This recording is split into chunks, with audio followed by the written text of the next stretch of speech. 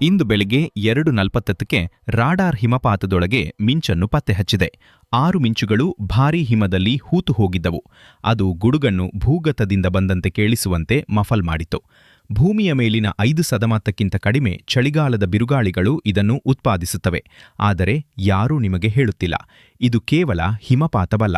ಈಗ ಪೂರ್ವ ಕರಾವಳಿಯಲ್ಲಿರುವ ಚಂಡಮಾರುತವು ವರ್ಗ 1 ಚಂಡಮಾರುತಕ್ಕಿಂತ ಕಡಿಮೆ ಕೇಂದ್ರ ಒತ್ತಡವನ್ನು ಹೊಂದಿದೆ. ಇದು 24 ಗಂಟೆಗಳಿಗಿಂತ ಕಡಿಮೆ ಅವಧಿಯಲ್ಲಿ 40 ಮಿಲಿಬಾರ್ಗಳಷ್ಟು ಕುಸಿಯಿತು. ಇದು ಬಾಂಬ್ ಸೈಕ್ಲೋನ್ ಎಂದು ಅರ್ಹತೆ ಪಡೆಯಲು ಬೇಕಾಗುವ ಪ್ರಮಾಣಕ್ಕಿಂತ ಸುಮಾರು 2 ಪಟ್ಟು ಹೆಚ್ಚು. ಮತ್ತು ಅದು 50 ಮಿಲಿಯನ್ ಜನರನ್ನು ಹಿಮದಲ್ಲಿ ಹೂತು ಹಾಕುತ್ತಿರುವಾಗ ಅದೇ ವಾತಾವರಣದ ಅಲೆ ಏಕಕಾಲದಲ್ಲಿ 2 ಮೈಲುಗಳಷ್ಟು ದಕ್ಷಿಣದಲ್ಲಿ ವಿರುದ್ಧ ವಿಪತ್ತನ್ನು ಸೃಷ್ಟಿಸುತ್ತಿದೆ. ಇದರ ಬಗ್ಗೆ ನನ್ನೊಂದಿಗೆ ಇರಿ, ಏಕೆಂದರೆ ಕೊನೆಯಲ್ಲಿ ಒಂದೇ ಸೋಮವಾರ ಬೆಳಿಗ್ಗೆ 550ದ ತುರ್ತು ಎಚ್ಚರಿಕೆಗಳು ಒಂದು ದೇಶದಾದ್ಯಂತ ಏಕೆ ಮೊಳಗುತ್ತಿವೆ ಎಂದು ನಿಮಗೆ ಅರ್ಥವಾಗುತ್ತದೆ. ಇದು ನಿಮಗೆ ಆಸಕ್ತಿ ಮೂಡಿಸಿದರೆ ಮುಂದೆ ಏನಾಗುತ್ತದೆ ಎಂಬುದನ್ನು ತಪ್ಪಿಸಿಕೊಳ್ಳದಿರಲು ಚಂದಾದಾರರಾಗಿ. ನೀವು ಈಗ ಎಲ್ಲಿಂದ ನೋಡುತ್ತಿದ್ದೀರಿ ಮತ್ತು ಈ ಭೀಕರ ಚಂಡಮಾರುತವು ನಿಮ್ಮ ಮೇಲೆ ಪರಿಣಾಮ ಬೀರುತ್ತಿದೆಯೇ ಎಂದು ನನಗೆ ಕಾಮೆಂಟ್ ಮಾಡಿ. ಮತ್ತು ನೀವು ಸ್ಕೈಲ್ಯಾಬ್ ಬೆಳೆಯಲು ಸಹಾಯ ಮಾಡಲು ಬಯಸಿದರೆ ಇದನ್ನು ಹಂಚಿಕೊಳ್ಳಿ. ನಾವು ಇದನ್ನು ಮುಂದುವರಿಸಲು ನೀವೇ ಕಾರಣ. ಆದ್ದರಿಂದ ನಾವು ಪ್ರಾರಂಭಕ್ಕೆ ಹಿಂತಿರುಗೋಣ. ಬೆಳಿಗ್ಗೆ 2. ಹಿಮದ ಗೋಡೆಯೊಳಗೆ 6 ಮಿಂಚುಗಳು. ಇದನ್ನು ಥಂಡರ್ ಸ್ನೋ ಎಂದು ಕರೆಯುತ್ತಾರೆ. ಮತ್ತು ಇಂದು ರಾತ್ರಿ ಈ ಚಂಡಮಾರುತದಲ್ಲಿ ಮಲಗಿರುವ ಹೆಚ್ಚಿನ ಜನರು ಅದನ್ನು ಎಂದಿಗೂ ಕೇಳುವುದಿಲ್ಲ, ಏಕೆಂದರೆ ಹಿಮವು ಪ್ರಕೃತಿಯಲ್ಲಿನ ಅತ್ಯುತ್ತಮ ಶಬ್ದ ತಗ್ಗಿಸುವ ವಸ್ತುಗಳಲ್ಲಿ ಒಂದಾಗಿದೆ. ಮಂಜುಗಡ್ಡೆಯ ಹರಳುಗಳು ಮತ್ತು ಸಿಕ್ಕಿಬಿದ್ದ ಗಾಳಿಯ ಪಾಕೆಟ್ಗಳು ಗುಡುಗನ್ನು ನುಂಗುತ್ತವೆ. ಪ್ಯಾಡ್ ಮಾಡಿದ ಕೋಣೆ ಕೂಗನ್ನು ನುಂಗುವಂತೆ ಮಿಂಚಿನ ತೀಕ್ಷ್ಣವಾದ ಶಬ್ದವು ಭೂಗತದಿಂದ ಬರುತ್ತಿರುವಂತೆ ಕೇಳಿಸುವ ಈ ಕಡಿಮೆ ಅಹಿತಕರ ಗುಡುಗುವಿಕೆ ಆಗುತ್ತದೆ. ಆದರೆ ಅದು ಇದೆ. ಮತ್ತು ಇದರರ್ಥ ಈ ಚಂಡಮಾರುತವು ಹೆಚ್ಚಿನ ಚಂಡಮಾರುತಗಳು ಎಂದಿಗೂ ಸಮೀಪಿಸದ ಮಿತಿಯನ್ನು ದಾಟಿದೆ. ಆ ಸಮಯದಲ್ಲಿ ಕೇಂದ್ರ ಒತ್ತಡವು ಸುಮಾರು 173 ಮಿಲಿಬಾರ್ಗಳಷ್ಟಿದೆ. ಬೋಸ್ಟನ್ನ ರಾಷ್ಟ್ರೀಯ ಹವಾಮಾನ ಸೇವಾ ಮೆಸೋ ವಿಶ್ಲೇಷಣೆಯಿಂದ ದೃಢೀಕರಿಸಲ್ಪಟ್ಟಿದೆ.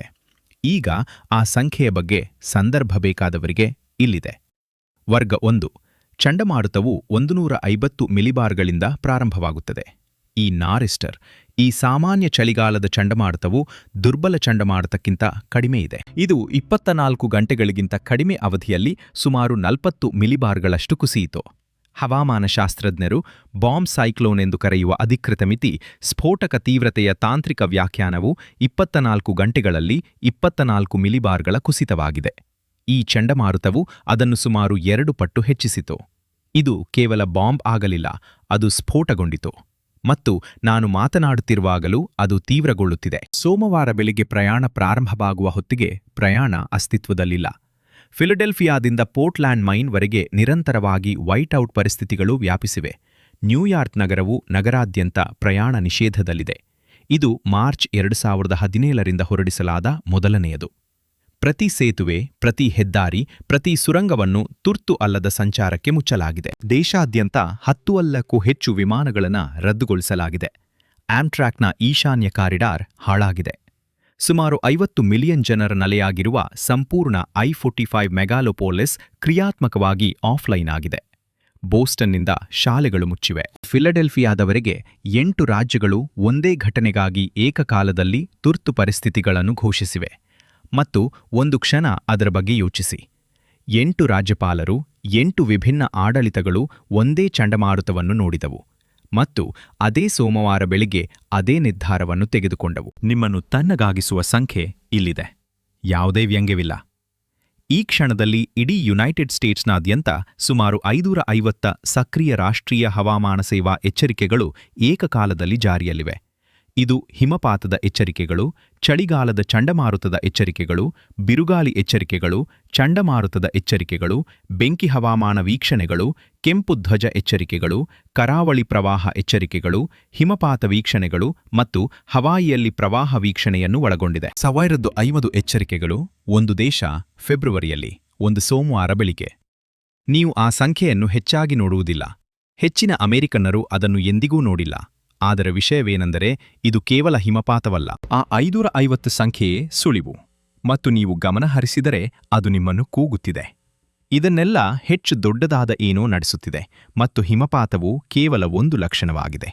ಏಕೆಂದರೆ ಈಗ ಈ ನಿಖರ ಕ್ಷಣದಲ್ಲಿ ಈ ಭೀಕರ ಚಂಡಮಾರುತವನ್ನು ಸೃಷ್ಟಿಸುತ್ತಿರುವ ಅದೇ ವಾತಾವರಣದ ಅಲೆ ನಿಖರವಾದ ವಿರುದ್ಧ ವಿಪತ್ತನ್ನು ಸಹ ಉತ್ಪಾದಿಸುತ್ತಿದೆ. 2 ಮೈಲುಗಳಷ್ಟು ದಕ್ಷಿಣದಲ್ಲಿ ದೇಶದ ಕೆಲವು ಭಾಗಗಳು ಸಹಾರಾ ಮರುಭೂಮಿಗಿಂತ ಒಣಗಿವೆ, ಆದರೆ ಈಶಾನ್ಯವು ಹಿಮದಲ್ಲಿ ಮುಳುಗಿದೆ.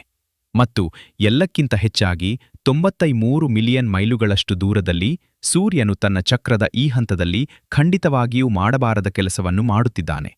ಹಾಗಾದರೆ ಇಲ್ಲಿ ನಿಖರವಾಗಿ ಏನಾಗುತ್ತಿದೆ? ಈ ಚಂಡಮಾರುತವು ಹೇಗೆ ಭೀಕರವಾಯಿತು ಎಂಬುದರಿಂದ ಪ್ರಾರಂಭಿಸೋಣ, ಮತ್ತು ಇಲ್ಲಿಂದ ಕಥೆ ಇನ್ನಷ್ಟು ವಿಚಿತ್ರವಾಗುತ್ತೆ ಎಂದು ನಾನು ನಿಮಗೆ ಭರವಸೆ ನೀಡುತ್ತೇನೆ. ಪ್ರತಿ ವಿನಾಶಕಾರಿ ಚಂಡಮಾರುತಕ್ಕೂ ಒಂದು ಇತಿಹಾಸವಿದೆ, ಮತ್ತು ಇದು ಫೆಬ್ರವರಿ 20, 2026ರಂದು ಶಾಂತವಾಗಿ ಪ್ರಾರಂಭವಾಗುತ್ತದೆ. ಆಗ ಜೆಟ್ ಸ್ಟ್ರೀಮ್ನಲ್ಲಿನ ಒಂದು ಸಣ್ಣ ಅಲೆ, ಶಾರ್ಟ್ ವೇವ್ ಟ್ರಫ್, ಕ್ಯಾಲಿಫೋರ್ನಿಯಾ ಕರಾವಳಿಯಲ್ಲಿ ಭೂಸ್ಪರ್ಶ ಮಾಡುತ್ತದೆ. ಹವಾಮಾನ ಕಚೇರಿಯ ಹೊರಗಿನ ಯಾರಿಗೂ ಅದು ಗಮನಕ್ಕೆ ಬರುವುದಿಲ್ಲ, ಯಾರೂ ಅದರ ಬಗ್ಗೆ ಟ್ವೀಟ್ ಮಾಡೋದಿಲ್ಲ. ಅದು 21ರಂದು ರಾಕಿ ಪರ್ವತಗಳನ್ನು ದಾಟುತ್ತದೆ, ಹೈಪ್ಲೇನ್ಸ್ನಾದ್ಯಂತ ಸ್ವಲ್ಪ ಮರೆತು ಹೋಗುವ ಹಿಮವನ್ನು ಸುರಿಸುತ್ತದೆ ಮತ್ತು ಎಲ್ಲರೂ ತಮ್ಮ ದಿನವನ್ನು ಮುಂದುವರಿಸುತ್ತಾರೆ. ಅಷ್ಟರಲ್ಲಿ ಆಗ್ನೇಯ ಯುನೈಟೆಡ್ ಸ್ಟೇಟ್ಸ್ನಾದ್ಯಂತ ಒಂದು ಸ್ಥಿರ ಮುಂಭಾಗವು ತುಂಬಿದ ಸ್ಪ್ರಿಂಗ್ನಂತೆ ಅಲ್ಲಿಯೇ ಕುಳಿತಿರುತ್ತದೆ, ಏನಾದರೂ ಪ್ರಚೋದಿಸಲು ಕಾಯುತ್ತಿದೆ. ಸಣ್ಣ ಅಲೆ ಆ ಮುಂಭಾಗವನ್ನು ತಲುಪುತ್ತದೆ ಮತ್ತು ಇದ್ದಕ್ಕಿದ್ದಂತೆ ಅಂಶಗಳು ಸರಿಯಾಗಿ ಹೊಂದಿಕೊಳ್ಳುತ್ತವೆ. ಫೆಬ್ರವರಿ 22ರಂದು ಬೆಳಿಗ್ಗೆ ಉತ್ತರ ಕೆರಳಿನ ಕರಾವಳಿಯಿಂದ ಹೊಸ ಮೇಲ್ಮೈ ಕಡಿಮೆ ಒತ್ತಡವು ರೂಪುಗೊಳ್ಳುತ್ತದೆ. 90 ಮಿಲಿಬಾರ್ಗಳ ಒತ್ತಡದೊಂದಿಗೆ ಪ್ರಾರಂಭವಾಗುತ್ತದೆ. 30 ಗಂಟೆಗಳಲ್ಲಿ ಅದು ಆ ಮಿಲಿಬಾರ್ಗಳಲ್ಲಿ 37 ಅನ್ನು ಕಳೆದುಕೊಳ್ಳುತ್ತದೆ. ಅದು ಸಾಮಾನ್ಯ ತೀವ್ರತೆಯಲ್ಲ, ಇದು ವಾತಾವರಣವನ್ನು ಜೀವಂತವಾಗಿ ನುಂಗುತ್ತಿರುವ ಚಂಡಮಾರುತ. ಮತ್ತು ನೆನಪಿಡಿ, ಇದು 4 ದಿನಗಳ ಹಿಂದೆ ಕ್ಯಾಲಿಫೋರ್ನಿಯಾದ ಮೇಲೆ ಜೆಟ್ ಸ್ಟ್ರೀಮ್ನಲ್ಲಿ ಮರೆತು ಹೋಗುವ ಸಣ್ಣ ಅಲೆಯಾಗಿ ಪ್ರಾರಂಭವಾಯಿತು. ಅದೇ ಅಲೆ, ಅದೇ ಅಡಚಣೆ ಈಗಾಗಲೇ ಖಂಡದಾದ್ಯಂತ ಸಂಚರಿಸುತ್ತಿದೆ. ಏನಾಗಲಿದೆಯೋ ಅದರತ್ತ ಈಗಾಗಲೇ ರೂಪುಗೊಳ್ಳುತ್ತಿದೆ. ಅದು ಇಷ್ಟು ವೇಗವಾಗಿ ತೀವ್ರಗೊಳ್ಳಲು ಕಾರಣ, ಇದು ವಿಪರೀತಗಳ ಘರ್ಷಣೆಗೆ ಬರುತ್ತದೆ. ಒಂದು ಕಡೆ ತೀವ್ರ ಶೀತ ಆರ್ಟಿಕ್ ವಾಯುರಾಶಿಯು ಕಂದಕದೊಂದಿಗೆ ದಕ್ಷಿಣಕ್ಕೆ ಇಳಿಯುತ್ತದೆ.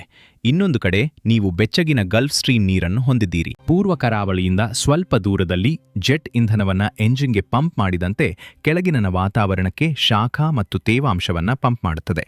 ಆ 2 ವಾಯುರಾಶಿಗಳು ಒಂದಕ್ಕೊಂದು ಡಿಕ್ಕಿ ಹೊಡೆದಾಗ ವಾತಾವರಣವು ಮೂಲತಃ ತನ್ನನ್ನು ತಾನೇ ಹರಿದು ಹಾಕುತ್ತದೆ ಮತ್ತು ಕಡಿಮೆ ಒತ್ತಡದ ವ್ಯವಸ್ಥೆಯು ಆ ವಿನಾಶದಿಂದ ಪೋಷಿಸಲ್ಪಡುತ್ತದೆ, ನದಿಯಿಂದ ಟರ್ಬೈನ್ ಪೋಷಿಸಲ್ಪಟ್ಟಂತೆ.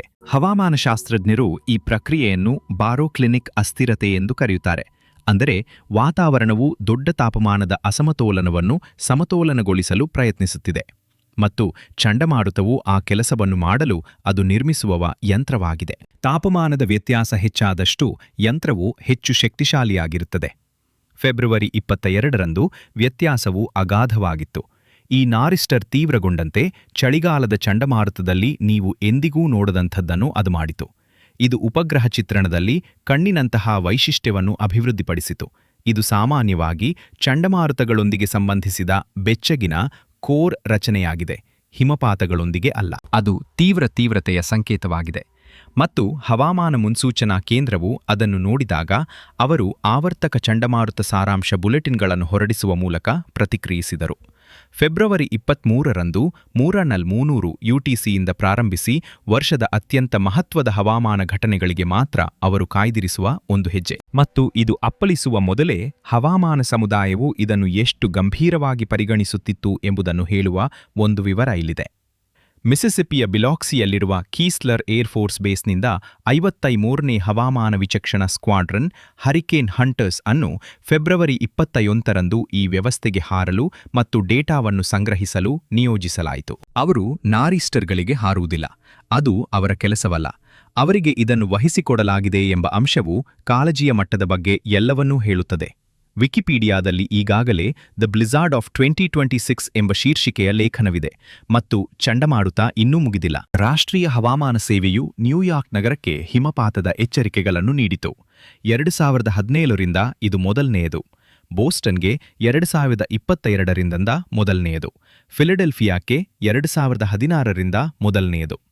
NWS ಒಂದೇ ಬಾರಿಗೆ 3 ಪ್ರಮುಖ ನಗರಗಳಿಗೆ ಹಿಮಪಾತದ ಎಚ್ಚರಿಕೆಯನ್ನು ನೀಡಿದಾಗ ಅದು ಸಾಮಾನ್ಯವಲ್ಲ, ಅದು ಇತಿಹಾಸ. ಮತ್ತು ಇದೆಲ್ಲವೂ ಕ್ಯಾಲಿಫೋರ್ನಿಯಾ ಕರಾವಳಿಯಲ್ಲಿ ಹುಟ್ಟಿದ ಆ ಒಂದೇ ವಾತಾವರಣದ ಅಲೆಗೆ ಹಿಂದಿರುಗುತ್ತದೆ. ಈಗ ಪೂರ್ವ ಕರಾವಳಿಯಲ್ಲಿ ಸ್ಫೋಟಗೊಳ್ಳುತ್ತಿದೆ. ಆದರೆ ಇದು ಸಂಜೆಯ ಸುದ್ದಿಯಲ್ಲಿ ಬರದ ಭಾಗ.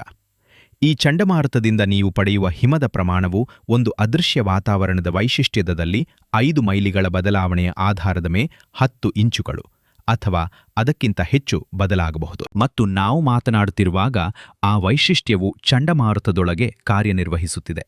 ಯಾರಿಗೆ ಕೆಟ್ಟ ದಿನ ಸಿಗುತ್ತದೆ ಮತ್ತು ಯಾರು ಹೂತು ಹೋಗುತ್ತಾರೆ ಎಂದು ನಿರ್ಧರಿಸುತ್ತದೆ. ಪ್ರತಿ ಪ್ರಮುಖ ನಾರೀಸ್ಟರ್ ಒಳಗೆ ಒಮ್ಮುಖ ವಾಯುಪ್ರವಾಹಗಳು ಡಿಕ್ಕಿ ಹೊಡೆದು ಅಸಾಧಾರಣ ದಕ್ಷತೆಯೊಂದಿಗೆ ತೇವಾಂಶವನ್ನು ಹೊರಹಾಕುವ ಒಂದು ವಲಯವಿದೆ. ಹವಾಮಾನಶಾಸ್ತ್ರಜ್ಞರು ಇದನ್ನು ವಿರೂಪ ವಲಯ ಎಂದು ಕರೆಯುತ್ತಾರೆ ಮತ್ತು ನೀವು ಇದನ್ನು ಚಂಡಮಾರುತದ ಹಿಮ ಕಾರ್ಖಾನೆ ಎಂದು ಭಾವಿಸಬಹುದು. ಮಳೆಯ ತೀವ್ರ ಪಟ್ಟಿಗಳು ರಾಡಾರ್ನಲ್ಲಿ ಬಿಳಿ ಮತ್ತು ಕೆಂಪು ಬಣ್ಣದ ಪ್ರಕಾಶಮಾನವಾದ ರಿಬ್ಬನ್ಗಳಾಗಿ ನೀವು ನೋಡುವ ಆ ಮೆಸೋಸ್ಕೇಲ್ ಹಿಮಪಟ್ಟಿಗಳು ಯಾದೃಚ್ಛಿಕವಾಗಿ ಹರಡಿಲ್ಲ. ಅವು ಈ ವಲಯದ ಜಾಮಿತಿಯಿಂದ ಸಂಘಟಿತವಾಗಿವೆ, ಚಂಡಮಾರುತದ ಆಂತರಿಕ ವಾಸ್ತುಶಿಲ್ಪದಿಂದ ರೂಪುಗೊಂಡಿವೆ. ಒಂದು ಪಟ್ಟಣಕ್ಕೆ 1 ಅಡಿ ಹಿಮ ಬೀಳಲು ಮತ್ತು 5 ಮೈಲಿ ದೂರದಲ್ಲಿರುವ ಅದರ ನೆರೆಹೊರೆಗೆ 2.5 ಅಡಿ ಹಿಮದಲ್ಲಿ ಹೂತು ಹೋಗಲು ಅವುಗಳೇ ಕಾರಣ. ಅದೇ ಚಂಡಮಾರುತ, ಅದೇ ಗಂಟೆ. ಆ ಪಟ್ಟಿ ಅವರ ಮೇಲೆ ಬೀಳುವ ಬದಲು ನಿಮ್ಮ ಮೇಲೆ ಬಿದ್ದಿತು. ಈ ಘಟನೆಯ ಹೆಚ್ಚಿನ ವರದಿಗಳು ಬಿಟ್ಟುಬಿಡುತ್ತಿರುವ ವಿಷಯ ಇಲ್ಲಿದೆ. ಅತ್ಯಂತ ಭಾರವಾದ ಹಿಮಪಟ್ಟಿಯ ಸ್ಥಾನದಲ್ಲಿ ಕೇವಲ 5 ಮೈಲಿಗಳ ಪಾರ್ಶ್ವ ಬದಲಾವಣೆಯು ನೆರೆಯ ಪಟ್ಟಣಗಳಲ್ಲಿ 15 ಇಂಚುಗಳು ಮತ್ತು 30 ಇಂಚುಗಳ ನಡುವಿನ ವ್ಯತ್ಯಾಸವನ್ನು ಅರ್ಥೈಸಬಲ್ಲದು. ಅದು ಮೆಸೋಸ್ಕೇಲ್ ರೂಲೆಟ್ ಸಮಸ್ಯೆ ಮತ್ತು ಇದು ಅತ್ಯಂತ ವಿನಮ್ರಗೊಳಿಸುವಂತಹದ್ದು. ಸೂಪರ್ ಕಂಪ್ಯೂಟರ್ಗಳಲ್ಲಿ ಚಾಲನೆಯಲ್ಲಿರುವ ಅತ್ಯಾಧುನಿಕ ಹವಾಮಾನ ಮಾದರಿಗಳು ಸಹ ಈ ಪಟ್ಟಿಗಳು ಕೆಲವೇ ಗಂಟೆಗಳ ಮುಂಚಿತವಾಗಿ ಎಲ್ಲಿ ಸ್ಥಿರಗೊಳ್ಳುತ್ತವೆ ಎಂಬುದನ್ನು ನಿಖರವಾಗಿ ಗುರುತಿಸಲು ಹೆಣಗಾಡುತ್ತವೆ. ಬೋಸ್ಟನ್ ಹವಾಮಾನಶಾಸ್ತ್ರಜ್ಞ ಡೇವ್ ಎಪ್ಸ್ಟೀನ್ ಫೆಬ್ರವರಿ 23ರ ಬೆಳಿಗ್ಗೆ ತಮ್ಮ ಪ್ರೇಕ್ಷಕರಿಗೆ ಆಶ್ಚರ್ಯಗಳನ್ನು ನಿರೀಕ್ಷಿಸಿ ಎಂದು ಹೇಳಿದಾಗ ಅದನ್ನು ಸಂಪೂರ್ಣವಾಗಿ ಹೇಳಿದರು. ಅವರ ಮುನ್ಸೂಚನಾ ನಕ್ಷೆಯಲ್ಲಿನ ಬಿಳಿ ವಲಯ 2 ಅಡಿ ಅಥವಾ ಅದಕ್ಕಿಂತ ಹೆಚ್ಚು ಹಿಮ ಸಂಗ್ರಹವಾಗಬಹುದಾದ ವಲಯ ಪ್ರತಿ ಮಾದರಿ ಚಾಲನೆಯೊಂದಿಗೆ ಬದಲಾಗುತ್ತಿತ್ತು. ಮತ್ತು ನೆನಪಿಡಿ, ಆ ಹಿಮದ ಪ್ರತಿ ಇಂಚು ನಾವು ಕ್ಯಾಲಿಫೋರ್ನಿಯಾದಿಂದ ಟ್ರ್ಯಾಕ್ ಮಾಡುತ್ತಿರುವ ಅದೇ ವಾತಾವರಣದ ಅಲೆಯ ಮೂಲಕ ಉತ್ಪತ್ತಿಯಾಗುತ್ತಿದೆ. ಈ ಪಟ್ಟಿಗಳೊಳಗೆ ಈಗ ದೃಢೀಕರಿಸಲ್ಪಟ್ಟ ಹಿಮಪಾತದ ದರಗಳು ರೋಡ್ ಐಲ್ಯಾಂಡ್ ಮತ್ತು ಆಗ್ನೇಯ ಮ್ಯಾಸಚ್ಯೂಸೆಟ್ಸ್ನಾದ್ಯಂತ ಗಂಟೆಗೆ 2 ರಿಂದ 3 ಇಂಚುಗಳು. ಇದು ನಾರೀಸ್ಟರ್ಗಳು ಭೌತಿಕವಾಗಿ ಉತ್ಪಾದಿಸಬಹುದಾದ ಮೇಲಿನ ಮಿತಿಯಾಗಿದೆ. ಗಂಟೆಗೆ 3 ಇಂಚುಗಳ ದರದಲ್ಲಿ ನಿಲ್ಲಿಸಿದ ಕಾರು ಸುಮಾರು 4 ಗಂಟೆಗಳಲ್ಲಿ ಸಂಪೂರ್ಣವಾಗಿ ಹೂತು ಹೋಗಬಹುದು. ಇವು ಮುನ್ಸೂಚನೆಗಳು ಅಥವಾ ಕೆಟ್ಟ ಸಂದರ್ಭದ ಸನ್ನಿವೇಶಗಳಲ್ಲ. ಇವು ಇನ್ನೂ ಬಲಗೊಳ್ಳುತ್ತಿರುವ ಚಂಡಮಾರುತದೊಳಗೆ ನೈಜ ಸಮಯದಲ್ಲಿ ಅಳೆಯಲಾದ ವೀಕ್ಷಿತ ದರಗಳು. ಆ ವೇಗದಲ್ಲಿ ನೆಲವು ಕಣ್ಮರೆಯಾಗುತ್ತದೆ, ರಸ್ತೆಗಳು ಗುರುತಿಸಲಾಗದಂತಾಗುತ್ತವೆ, ಹಿಮಗಾಡಿಗಳು ಮುಂದುವರಿಯಲು ಸಾಧ್ಯವಿಲ್ಲ ಮತ್ತು ಹಿಮವು ಬರುತ್ತಲೇ ಇರುತ್ತದೆ. ಈಗ ಥಂಡರ್ಸ್ನೋಗೆ ಹಿಂತಿರುಗೋಣ, ಏಕೆಂದರೆ ಅದರ ಬಗ್ಗೆ ಯಾರೂ ಹೇಳದ ವಿಷಯವೊಂದು ಇದೆ. ಹಿಮಪಾತದೊಳಗೆ ಮಿಂಚು ಅಸಾಧ್ಯವೆಂದು ತೋರುತ್ತದೆ. ಚಳಿಗಾಲದ ಗಾಳಿಯು ಸಾಮಾನ್ಯವಾಗಿ ವಿದ್ಯುತ್ ಆವೇಶಗಳನ್ನು ಪ್ರತ್ಯೇಕಿಸುವಂತಹ ಹಿಂಸಾತ್ಮಕ ಮೇಲ್ಮುಖ ಪ್ರವಾಹಗಳಿಗೆ ತುಂಬ ಸ್ಥಿರವಾಗಿರುತ್ತದೆ. ಆದರೆ ಚಂಡಮಾರುತವು ಇಷ್ಟು ಶಕ್ತಿಶಾಲಿಯಾಗಿದ್ದಾಗ ಸಾಮಾನ್ಯ ನಿಯಮಗಳನ್ನು ಬದಿಗಿಡಲಾಗುತ್ತದೆ.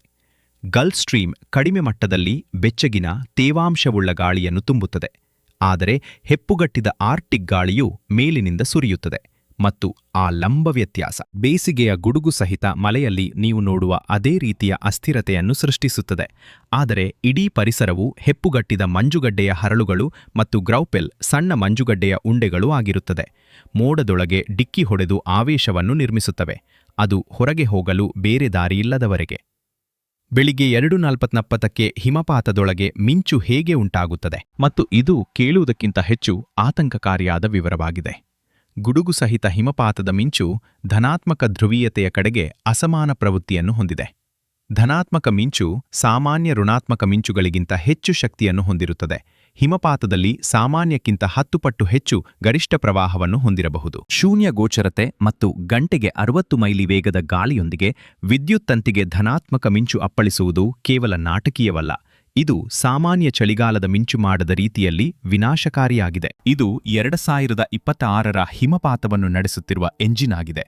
ದೇಶದ ಅತ್ಯಂತ ಜನನಿಬಿಡ ಪ್ರದೇಶದ ಮೇಲೆ ಗರಿಷ್ಠ ಉತ್ಪಾದನೆಯಲ್ಲಿ ಕಾರ್ಯನಿರ್ವಹಿಸುತ್ತಿರುವ ಹಿಮದ ಕಾರ್ಖಾನೆ ತನ್ನದೇ ಆದ ವಿದ್ಯುತ್ ಗ್ರಿಡ್ಗೆ ಮಿಂಚನ್ನು ಎಸೆಯುತ್ತಿದೆ ಮತ್ತು ಅದು ಉತ್ಪಾದಿಸುತ್ತಿರುವ ಸಂಖ್ಯೆಗಳು ಈ ಚಂಡಮಾರುತವನ್ನು ಅಮೆರಿಕದ ಇತಿಹಾಸದಲ್ಲಿನ ಅತ್ಯಂತ ಭೀಕರ ಹಿಮಪಾತಗಳ ಸಾಲಿನಲ್ಲಿ ನಿಲ್ಲಿಸಿವೆ. ನಾನು ಇದನ್ನು ದಾಖಲಿಸುವಾಗಲೂ ಸಂಖ್ಯೆಗಳು ಇನ್ನೂ ಏರುತ್ತಿವೆ, ಆದರೆ ಫೆಬ್ರವರಿ 23ರ ಮಧ್ಯಾಹ್ನದ ವೇಳೆಗೆ ನಮಗೆ ತಿಳಿದಿರುವ ವಿಷಯ ಇಲ್ಲಿದೆ. ನ್ಯೂಜೆರ್ಸಿಯ ಫ್ರೀಹೋಲ್ಡ್ 22.2 ಇಂಚು ಹಿಮಪಾತವನ್ನು ದಾಖಲಿಸಿದೆ ಮತ್ತು ಅದು ಇನ್ನೂ ಬೀಳುತ್ತಿದೆ. ಮ್ಯಾನ್ಹ್ಯಾಟನ್ನ ಸೆಂಟ್ರಲ್ ಪಾರ್ಕ್ನಲ್ಲಿ ಬೆಳಿಗ್ಗೆ 7 ಗಂಟೆಯ ಹೊತ್ತಿಗೆ 15 ಇಂಚುಗಳಿಗಿಂತ ಹೆಚ್ಚು ಹಿಮಪಾತವಾಗಿದೆ.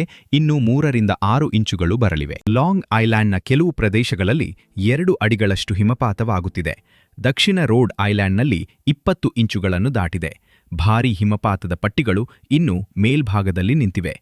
ಆಗ್ನೇಯ ಮ್ಯಾಸಚ್ಯೂಸೆಟ್ಸ್ನಲ್ಲಿ 12ರಿಂದ 15 ಇಂಚುಗಳಷ್ಟಿದ್ದು ಹೆಚ್ಚಾಗುತ್ತಿದೆ. ಈ ಚಂಡಮಾರುತವು ಅಂತಿಮವಾಗಿ ಮುಗಿದಾಗ ಮಿಡ್ ಅಟ್ಲಾಂಟಿಕ್ನಿಂದ ನ್ಯೂ ಇಂಗ್ಲೆಂಡ್ನಾದ್ಯಂತ 1ರಿಂದ 2 ಅಡಿಗಳಷ್ಟು ಹಿಮವು ನೆಲವನ್ನು ಆವರಿಸುತ್ತದೆ. ಕೆಲವು ಪ್ರದೇಶಗಳಲ್ಲಿ ಸುಲಭವಾಗಿ 2 ಅಡಿಗಳನ್ನು ಮೀರಿಸುತ್ತದೆ.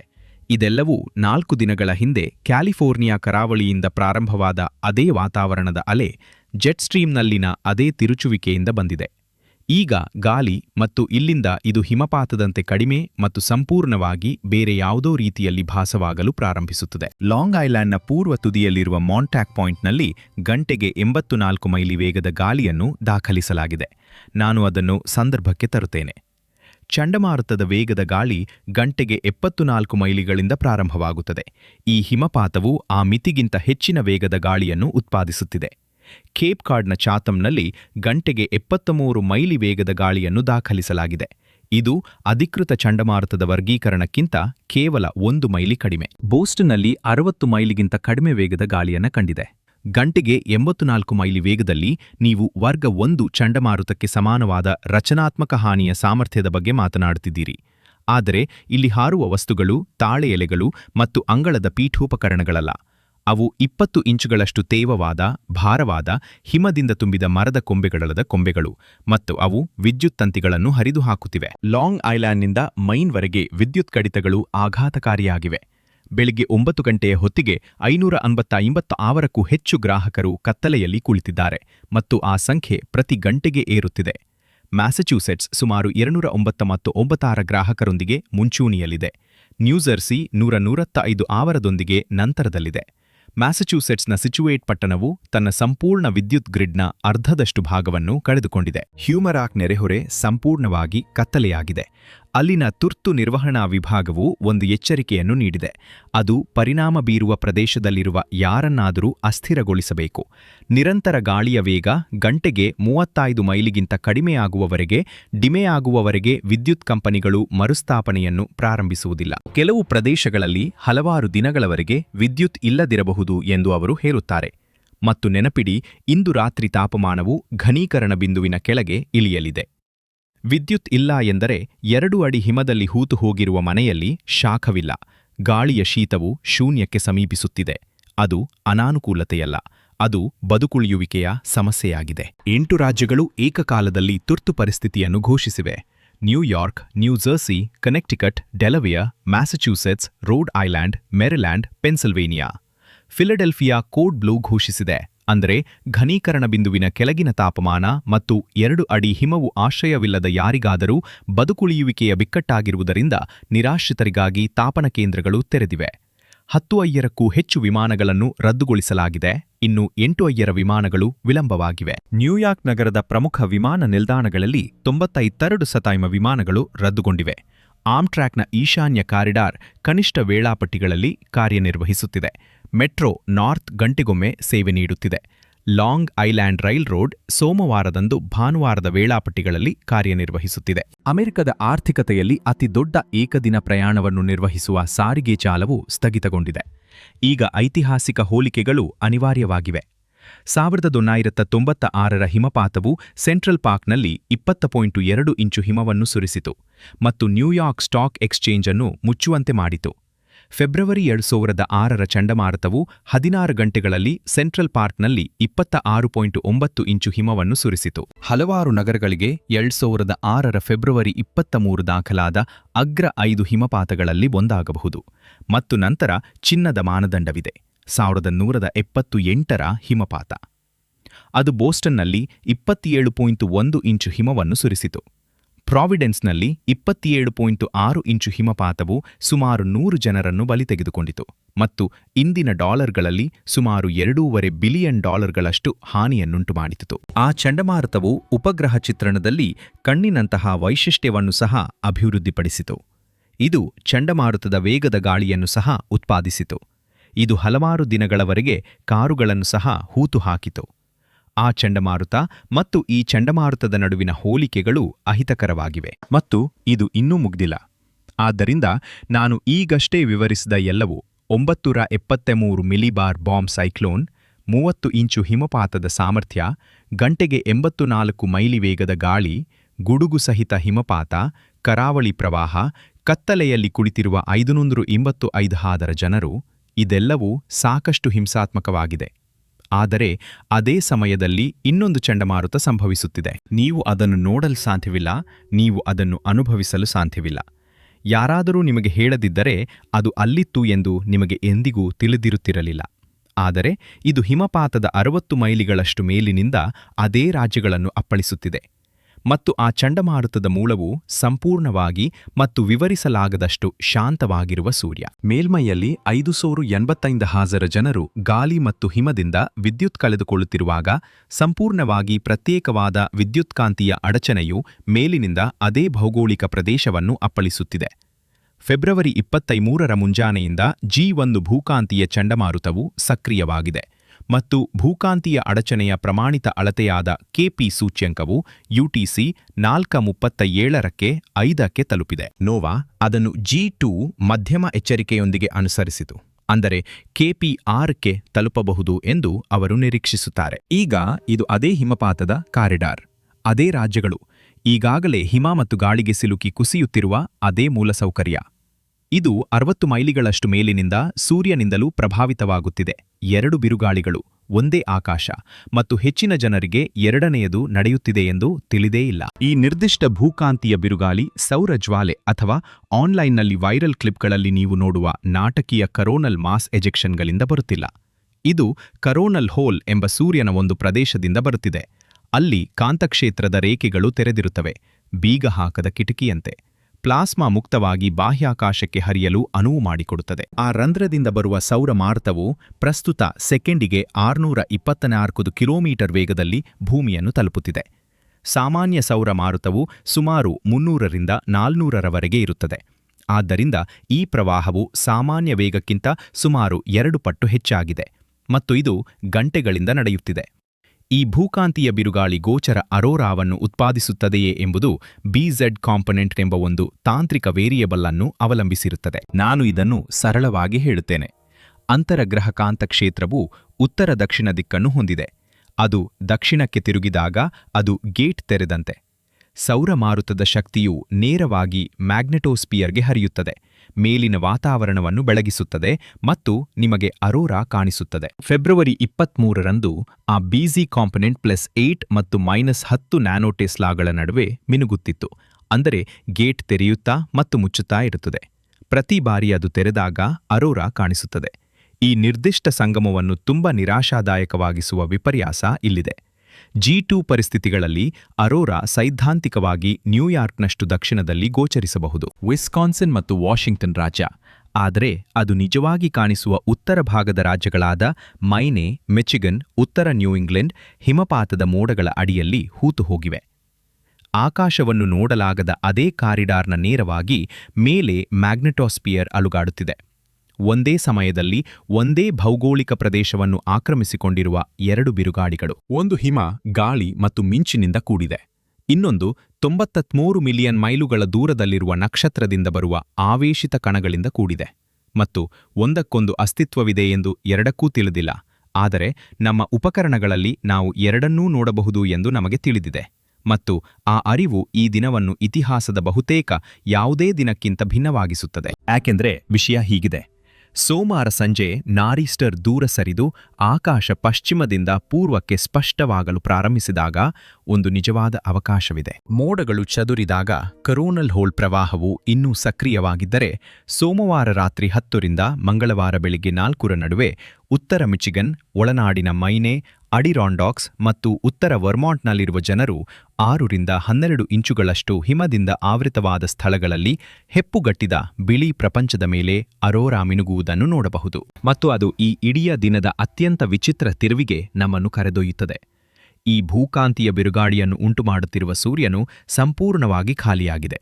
ಅದರ 11 ವರ್ಷಗಳ ಚಕ್ರದಲ್ಲಿ ಅತ್ಯಂತ ಸಕ್ರಿಯ ಅವಧಿಗಳಲ್ಲಿ ಒಂದಾಗಿರಬೇಕಾದ ಸಮಯದಲ್ಲಿ. ನೀವು 2026ರ ಫೆಬ್ರವರಿ 20 ಮತ್ತು 21ರ ನಾಸಾದ ಸೌರ ಡೈನಾಮಿಕ್ಸ್ ಅಬ್ಸರ್ವೇಟರಿ ಚಿತ್ರಣವನ್ನು ನೋಡಿದರೆ ನಿಮಗೆ ಅರ್ಥವಾಗದ ಏನನ್ನಾದರೂ ನೋಡ್ತೀರಿ.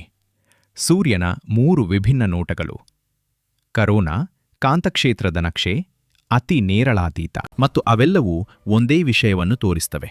ಏನೂ ಇಲ್ಲ, ಯಾವುದೇ ಪ್ರಕಾಶಮಾನವಾದ ಸಕ್ರಿಯ ಪ್ರದೇಶಗಳಿಲ್ಲ, ಉಲ್ಲೇಖಿಸಲು ಯೋಗ್ಯವಾದ ಸನ್ಸ್ಪಾಟ್ಸ್ಗಳಿಲ್ಲ, ಯಾವುದೇ ಮಹತ್ವದ ಕಾಂತೀಯ ಸಾಂದ್ರತೆಗಳಿಲ್ಲ.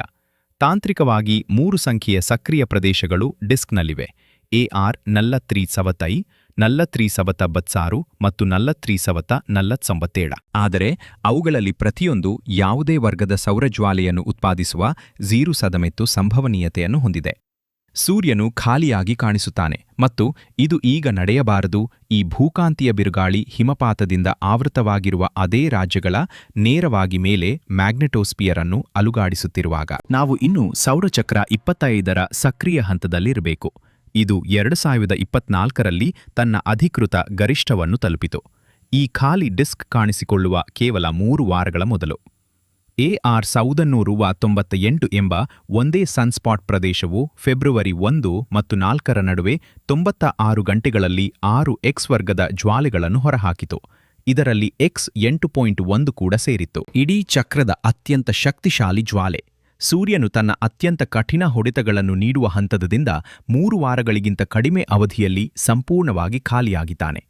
ಅದು ಒಬ್ಬ ಬಾಕ್ಸರ್ ನ್ಯಾಕ್ಔಟ್ ಸಂಯೋಜನೆಯನ್ನು ನೀಡಿ ನಂತರ ರಿಂಗ್ನ ಮಧ್ಯದಲ್ಲಿ ಕುಳಿತು ನಿದ್ರೆಗೆ ಜಾರಿದಂತೆ. ಇದು 2022ರ ಜೂನ್ 8ರಿಂದ ಮೊದಲ ಸನ್ಸ್ಪಾಟ್ ರಹಿತ ದಿನವಾಗಿದೆ. ಸುಮಾರು 4 ವರ್ಷಗಳು. ಆದರೂ ಇಲ್ಲಿ ವಿರೋಧಾಭಾಸವಿದೆ. ಸೂರ್ಯನು ಇನ್ನೂ ಭೂಕಾಂತೀಯ ತೊಂದರೆಗಳನ್ನು ಉಂಟುಮಾಡುತ್ತಿದ್ದಾನೆ. ಈಗ ಹಿಮಪಾತದ ವಲಯದ ಮೇಲೆ ಕುಳಿತಿರುವ G1 ಬಿರುಗಾಳಿ ಸನ್ಸ್ಪಾಟ್ಗಳು ಅಥವಾ ಜ್ವಾಲೆಗಳಿಂದ ಉಂಟಾಗುತ್ತಿಲ್ಲ.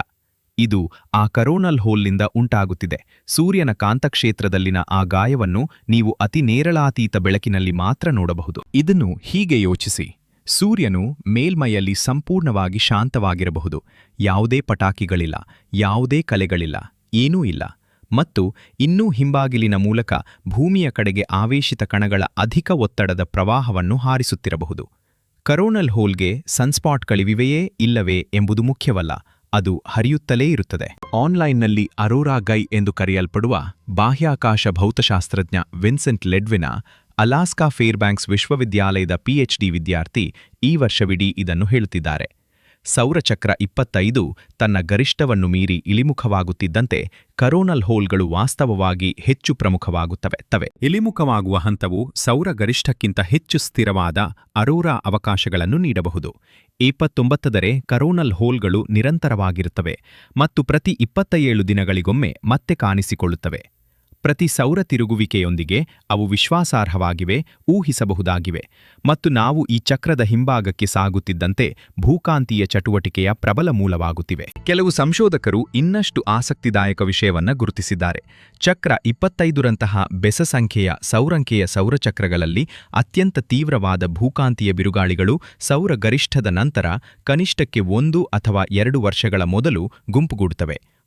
ಜನವರಿ 2026ರ G4 ಬಿರುಗಾಳಿ, ಇದು ಭೂಮಿಯಲ್ಲಿ ದಾಖಲಾದ ಕರೋನಲ್ ಮಾಸ್ ಎಜೆಕ್ಷನ್ನಲ್ಲಿನ ಅತ್ಯಂತ ಪ್ರಬಲ ಕಾಂತಕ್ಷೇತ್ರಗಳಲ್ಲಿ ಒಂದನ್ನು ಹೊಂದಿತ್ತು.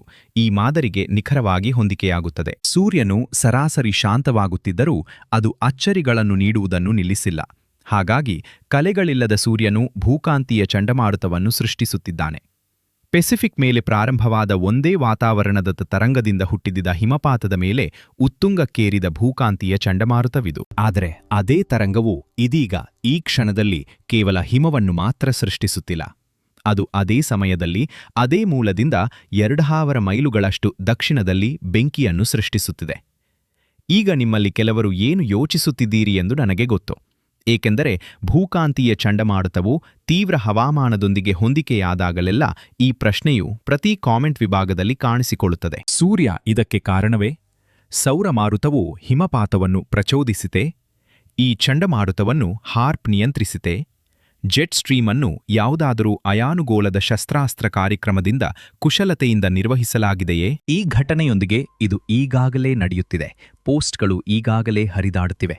ಆದ್ದರಿಂದ ನಿಜವಾದ ವಿಜ್ಞಾನವು ಎಲ್ಲಿ ನಿಂತಿದೆ ಎಂಬುದರ ಬಗ್ಗೆ ನಾನು ನಿಮ್ಮೊಂದಿಗೆ ನೇರವಾಗಿ ಮಾತನಾಡುತ್ತೇನೆ, ಏಕೆಂದರೆ ಉತ್ತರವು ಎರಡೂ ಕಡೆಯವರು ಒಪ್ಪಿಕೊಳ್ಳುವುದಕ್ಕಿಂತ ಹೆಚ್ಚು ಸೂಕ್ಷ್ಮವಾಗಿದೆ. ಸೌರ ಚಟುವಟಿಕೆ ಮತ್ತು ಭೂಮಿಯ ಮೇಲಿನ ಕೆಲವು ಹವಾಮಾನ ಮಾದರಿಗಳ ನಡುವೆ ದುರ್ಬಲ ಸಂಖ್ಯಾಶಾಸ್ತ್ರೀಯ ಸಂಬಂಧಗಳನ್ನು ಕಂಡುಕೊಂಡಿರುವ ಪೀರ್ ರಿವ್ಯೂಡ್ ಸಂಶೋಧನೆ, ನಿಜವಾದ ನಿಯತಕಾಲಿಕೆಗಳಲ್ಲಿ ನಿಜವಾದ ಲೇಖನಗಳಿವೆ. ಸ್ಪೆನ್ಸ್ಮಾರ್ಕ್ ಕಲ್ಪನೆಯು ಸೌರರ ಚಟುವಟಿಕೆಯಿಂದ ನಿಯಂತ್ರಿಸಲ್ಪಡುವ ಕಾಸ್ಮಿಕ್ ಕಿರಣಗಳು ವಾತಾವರಣದಲ್ಲಿನ ಕಣಗಳನ್ನು ಅಯಾನೀಕರಿಸುವ ಮೂಲಕ ಮೋಡಗಳ ರಚನೆಯ ಮೇಲೆ ಪ್ರಭಾವ ಬೀರಬಹುದು ಎಂದು ಪ್ರತಿಪಾದಿಸುತ್ತದೆ. ನೇಚರ್ ಸೈಂಟಿಫಿಕ್ ರಿಪೋರ್ಟ್ಸ್ನಲ್ಲಿನ 2019ರ ಲೇಖನವು ಸೌರ ಪ್ರೋಟಾನ್ ಘಟನೆಗಳು ಮತ್ತು ಚಂಡಮಾರುತದ ತೀವ್ರತೆಯ ನಡುವೆ ಸಂಖ್ಯಾಶಾಸ್ತ್ರೀಯ ಸಂಬಂಧವನ್ನು ಕಂಡುಕೊಂಡಿದೆ. ಆದರೂ ಪ್ರಸ್ತಾವಿತ ಕಾರ್ಯವಿಧಾನವು ಊಹಾತ್ಮಕವಾಗಿತ್ತು ಮತ್ತು ಅಳತೆ ಮಾಡಿದ ಪರಿಣಾಮವು ಚಿಕ್ಕದಾಗಿತ್ತು. ಈ ಅಧ್ಯಯನಗಳು ಅಸ್ತಿತ್ವದಲ್ಲಿವೆ, ಅವು ಮಾನ್ಯವಾದ ವಿಜ್ಞಾನ. ಆದರೆ ಇಂಟರ್ನೆಟ್ ಏನ್ ಯೋಚಿಸುತ್ತದೆ ಎಂದು ಅವು ಹೇಳುವುದಿಲ್ಲ. ಅವು ನಿಜವಾದ ಭೌತಿಕ ಕಾರ್ಯವಿಧಾನಗಳನ್ನು ಪ್ರತಿನಿಧಿಸಬಹುದಾದ ಅಥವಾ ಪ್ರತಿನಿಧಿಸದಿರುವ ದುರ್ಬಲ ಸಂಖ್ಯಾಶಾಸ್ತ್ರೀಯ ಸಂಕೇತಗಳನ್ನು ವಿವರಿಸುತ್ತವೆ ಎಂದು ಅವು ಹೇಳುತ್ತವೆ. ಅವು ಸೌರ ಮಾರುತವನ್ನು ಹಿಮಪಾತಗಳಿಗೆ ಜೋಡಿಸುವ ನಿರ್ಣಾಯಕ ಪುರಾವೆಗಳಲ್ಲ, ಹತ್ತಿರವೂ ಇಲ್ಲ. ನಾವು ವಿಶ್ವಾಸದಿಂದ ಹೇಳಬಹುದಾದ ವಿಷಯವೆಂದರೆ ಫೆಬ್ರವರಿ 23ರಂದು ಸಂಭವಿಸುತ್ತಿರುವ G1 ಭೂಕಾಂತೀಯ ಚಂಡಮಾರುತವು ಮೇಲ್ಮೈಯಿಂದ ಸುಮಾರು 60 ಮೈಲುಗಳಷ್ಟು ಎತ್ತರದಲ್ಲಿ ಮ್ಯಾಗ್ನೆಟೋಸ್ಪಿಯರ್ನೊಂದಿಗೆ ಸಂವಹನ ನಡೆಸುವ ಕರೋನಲ್ ಹೋಲ್ ಹೈಸ್ಪೀಡ್ ಸ್ಟ್ರೀಮ್ನಿಂದ ನಡೆಸಲ್ಪಡುತ್ತದೆ. ಅದೇ ದಿನ ಸಂಭವಿಸುತ್ತಿರುವ ಬಾಂಬ್ ಚಂಡಮಾರುತವು ಬ್ಯಾರೋಕ್ಲಿನಿಕ್ ಅಸ್ಥಿರತೆಯಿಂದ ನಡೆಸಲ್ಪಡುತ್ತದೆ. ಇದು ಟ್ರೋಪೋಸ್ಪಿಯರ್ನಲ್ಲಿ ಆರ್ಟಿಕ್ ಗಾಳಿ ಮತ್ತು ಗಲ್ಫ್ ಸ್ಟ್ರೀಮ್ನ ಉಷ್ಣತೆಯ ಘರ್ಷಣೆಯಾಗಿದ್ದು ಇದು ಸುಮಾರು 7 ಮೈಲುಗಳಷ್ಟು ಎತ್ತರದಲ್ಲಿ ಉತ್ತುಂಗಕ್ಕೇರುತ್ತದೆ. ಇವು ಸಂಪೂರ್ಣವಾಗಿ ಪ್ರತ್ಯೇಕ ಭೌತಶಾಸ್ತ್ರದ ಮೇಲೆ ಕಾರ್ಯನಿರ್ವಹಿಸುವ ಪ್ರತ್ಯೇಕ ವ್ಯವಸ್ಥೆಗಳು. ಚಂಡಮಾರುತದ ರಚನೆಗೆ ಸಂಬಂಧಿಸಿದ ಸಮಯದ ಪ್ರಮಾಣದಲ್ಲಿ ಮ್ಯಾಗ್ನೆಟೋಸ್ಪಿಯರ್ ಏನು ಮಾಡುತ್ತಿದೆ ಎಂದು ಟ್ರೋಪೋಸ್ಪಿಯರ್ಗೆ ಕಾಳಜಿಯಿಲ್ಲ. ಮತ್ತು ಹಾರ್ಪ್ ಕೋನ, ನಾನು ಅದನ್ನು ನೇರವಾಗಿ ಹೇಳ್ತೇನೆ. ಹಾರ್ಪ್ ಅಲಾಸ್ಕಾದಲ್ಲಿನ ಅಯಾನುಗೋಳದ ಸಂಶೋಧನಾ ಸೌಲಭ್ಯವಾಗಿದೆ. ಇದರ ಒಟ್ಟು ಶಕ್ತಿಯ ಉತ್ಪಾದನೆಯು ಮನೆಯ ಮೈಕ್ರೋವೇವ್ ಓವನ್ಗೆ ಸರಿಸುಮಾರು ಹೋಲಿಸಬಹುದು. ನಾರಿಸ್ಟರ್ ಪ್ರತಿ ಗಂಟೆಗೆ ಅನೇಕ ಪರಮಾಣು ಸ್ಫೋಟಗಳಿಗೆ ಸಮನಾದ ಶಕ್ತಿಯನ್ನು ಬಿಡುಗಡೆ ಮಾಡುತ್ತದೆ. ಲೆಕ್ಕಾಚಾರವು ಹೊಂದಿಕೆಯಾಗುವುದಿಲ್ಲ, ಸ್ವಲ್ಪವೂ ಇಲ್ಲ. ಈ ಹಿಮಪಾತವನ್ನು ನಡೆಸುವ ಡೈನಾಮಿಕ್ಸ್, ಬ್ಯಾರೋಕ್ಲಿನಿಕ್ ಅಸ್ಥಿರತೆ, ಗಲ್ಫ್ ಸ್ಟ್ರೀಮ್ ತೇವಾಂಶದ ಹರಿವು, ಮೇಲಿನ ಮಟ್ಟದ ಟ್ರಫ್ ಸಂವಹನವು ಅರ್ಧಶತಮಾನದಿಂದ ಅರ್ಥಮಾಡಿಕೊಳ್ಳಲಾದ ಪಠ್ಯಪುಸ್ತಕದ ನೈಸರ್ಗಿಕ ಪ್ರಕ್ರಿಯೆಗಳಾಗಿವೆ. ಆದರೆ ಇಲ್ಲಿ ನ್ಯಾಯಯುತ ತೀರ್ಮಾನವಿದೆ ಮತ್ತು ಇದು ಮುಖ್ಯವಾದ ಭಾಗವಾಗಿದೆ. ಭೂಕಾಂತೀಯ ಚಂಡಮಾರುತ ಮತ್ತು ಬಾಂಬ್ ಚಂಡಮಾರುತದ ತಾತ್ಕಾಲಿಕ ಅತಿಕ್ರಮಣವು ಕಾಕತಾಳೀಯವಾಗಿದೆ. ಯಾರೂ ಅದನ್ನು ವಿವಾದಿಸುತ್ತಿಲ್ಲ, ಆದರೆ ಇದು ಒಂದು ರೀತಿಯ ಕಾಕತಾಳೀಯ. ಇದು ಈ ನಿರ್ದಿಷ್ಟ ದಿನವನ್ನು ನಿಜವಾಗಿಯೂ ಅಸಾಮಾನ್ಯವಾಗಿಸುತ್ತದೆ, ಏಕೆಂದರೆ ಈ ಘಟನೆಗಳು ಭೌತಶಾಸ್ತ್ರದಿಂದ ಸಂಪರ್ಕ ಹೊಂದಿಲ್ಲ. ಆದರೆ ಮಾನವ ಇತಿಹಾಸದಲ್ಲಿ ಮೊದಲ ಬಾರಿಗೆ ಅವೆ ಎರಡೂ ಏಕಕಾಲದಲ್ಲಿ ಸಂಭವಿಸುವುದನ್ನು ನೋಡುವ ನಮ್ಮ ಸಾಮರ್ಥ್ಯದಿಂದ ನಾವು ಅವುಗಳನ್ನು ಸಂಪರ್ಕಿಸಿದ್ದೇವೆ. ಸೂರ್ಯನು ಈ ಹಿಮಪಾತವನ್ನು ನಿಯಂತ್ರಿಸುತ್ತಿಲ್ಲ, ಆದರೆ ಮೇಲಿನಿಂದ ಸೌರ ಮಾರುತದಿಂದ ಹೊಡೆತ ತಿನ್ನುತ್ತಿರುವ ಅದೇ ಗ್ರಹವು ತನ್ನದೇ ಆದ ವಾತಾವರಣದಿಂದಲೂ ಛಿದ್ರವಾಗುತ್ತಿದೆ. ಕೆಳಗಿನಿಂದ ಮತ್ತು ಛಿದ್ರಗೊಳಿಸುತ್ತಿರುವ ವಾತಾವರಣದ ತರಂಗವು ತನ್ನ ಇನ್ನೊಂದು ಮುಖವನ್ನು ನಮಗೆ ತೋರಿಸಲು ಹೊರಟಿದೆ, ಏಕೆಂದರೆ ಈಶಾನ್ಯವು ಹಿಮದಲ್ಲಿ ಮುಳುಗುತ್ತಿರುವಾಗ ಅದೇ ತರಂಗದ ವಿರುದ್ಧ ಅಂಚು ಎಷ್ಟು ಶುಷ್ಕ ಮತ್ತು ಅಪಾಯಕಾರಿ ಪರಿಸ್ಥಿತಿಗಳನ್ನು ಸೃಷ್ಟಿಸುತ್ತಿದೆ ಎಂದರೆ ದಕ್ಷಿಣ ಯುನೈಟೆಡ್ ಸ್ಟೇಟ್ಸ್ನ ಕೆಲವು ಭಾಗಗಳು ಅಕ್ಷರಶಃ ಬೆಂಕಿಯಲ್ಲಿವೆ. ನಾರೀಸ್ಟರ್ ಸೋಮವಾರ ಸಂಜೆ ದೂರ ಸರಿಯುತ್ತಿದೆ. ಅದರ ಹಿಂದೆ ಶೂನ್ಯವನ್ನು ತುಂಬುವ ನೀರಿನಂತೆ ಆರ್ಟಿಕ್ ಗಾಳಿ ಪ್ರವಾಹದಂತೆ ನುಗ್ಗುತ್ತದೆ. ಗಾಳಿಯ ಶೀತವು ಶೂನ್ಯಕ್ಕಿಂತ ಕೆಳಗಿಳಿಯುತ್ತದೆ. ಆದರೆ 24 ಗಂಟೆಗಳಿಗಿಂತ ಹೆಚ್ಚು ಅವಧಿಯಲ್ಲಿ ಮೊದಲ ಬಾರಿಗೆ ಆಕಾಶವು ಸ್ಪಷ್ಟವಾಗಲು ಪ್ರಾರಂಭಿಸುತ್ತದೆ. ಈಶಾನ್ಯ ಮತ್ತು ಮೇಲಿನ ಮಿಡ್ವೆಸ್ಟ್ನಾದ್ಯಂತ ಪಶ್ಚಿಮದಿಂದ ಪೂರ್ವಕ್ಕೆ ಮೋಡಗಳ ನಡುವಿನ ಅಂತರಗಳ ಮೂಲಕ ನಕ್ಷತ್ರಗಳು ಕಾಣಿಸಿಕೊಳ್ಳಲು ಪ್ರಾರಂಭಿಸುತ್ತವೆ.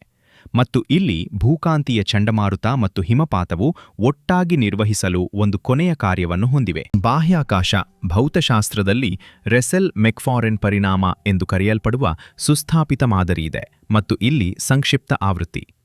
ಭೂಕಾಂತೀಯ ಚಟುವಟಿಕೆಯು ಮಾರ್ಚ್ ಮತ್ತು ಸೆಪ್ಟೆಂಬರ್ನಲ್ಲಿ ವಿಷುವತ್ ಸಂಕ್ರಾಂತಿಗಳ ಬಳಿ ಉತ್ತುಂಗಕ್ಕೇರುತ್ತದೆ. ವರ್ಷದ ಆ ಸಮಯದಲ್ಲಿ ಭೂಮಿಯ ಕಾಂತೀಯ ದ್ವಿಧ್ರುವವು ಸೌರ ಮಾರುತದ ಹರಿವಿನೊಂದಿಗೆ ಹೇಗೆ ಹೊಂದಿಕೊಳ್ಳುತ್ತದೆ ಎಂಬುದರಿಂದ ಜಾಮಿತಿಯು ಮೂಲತಃ ಗೇಟ್ ಅನ್ನು ಹೆಚ್ಚಾಗಿ ತೆರೆಯುತ್ತದೆ.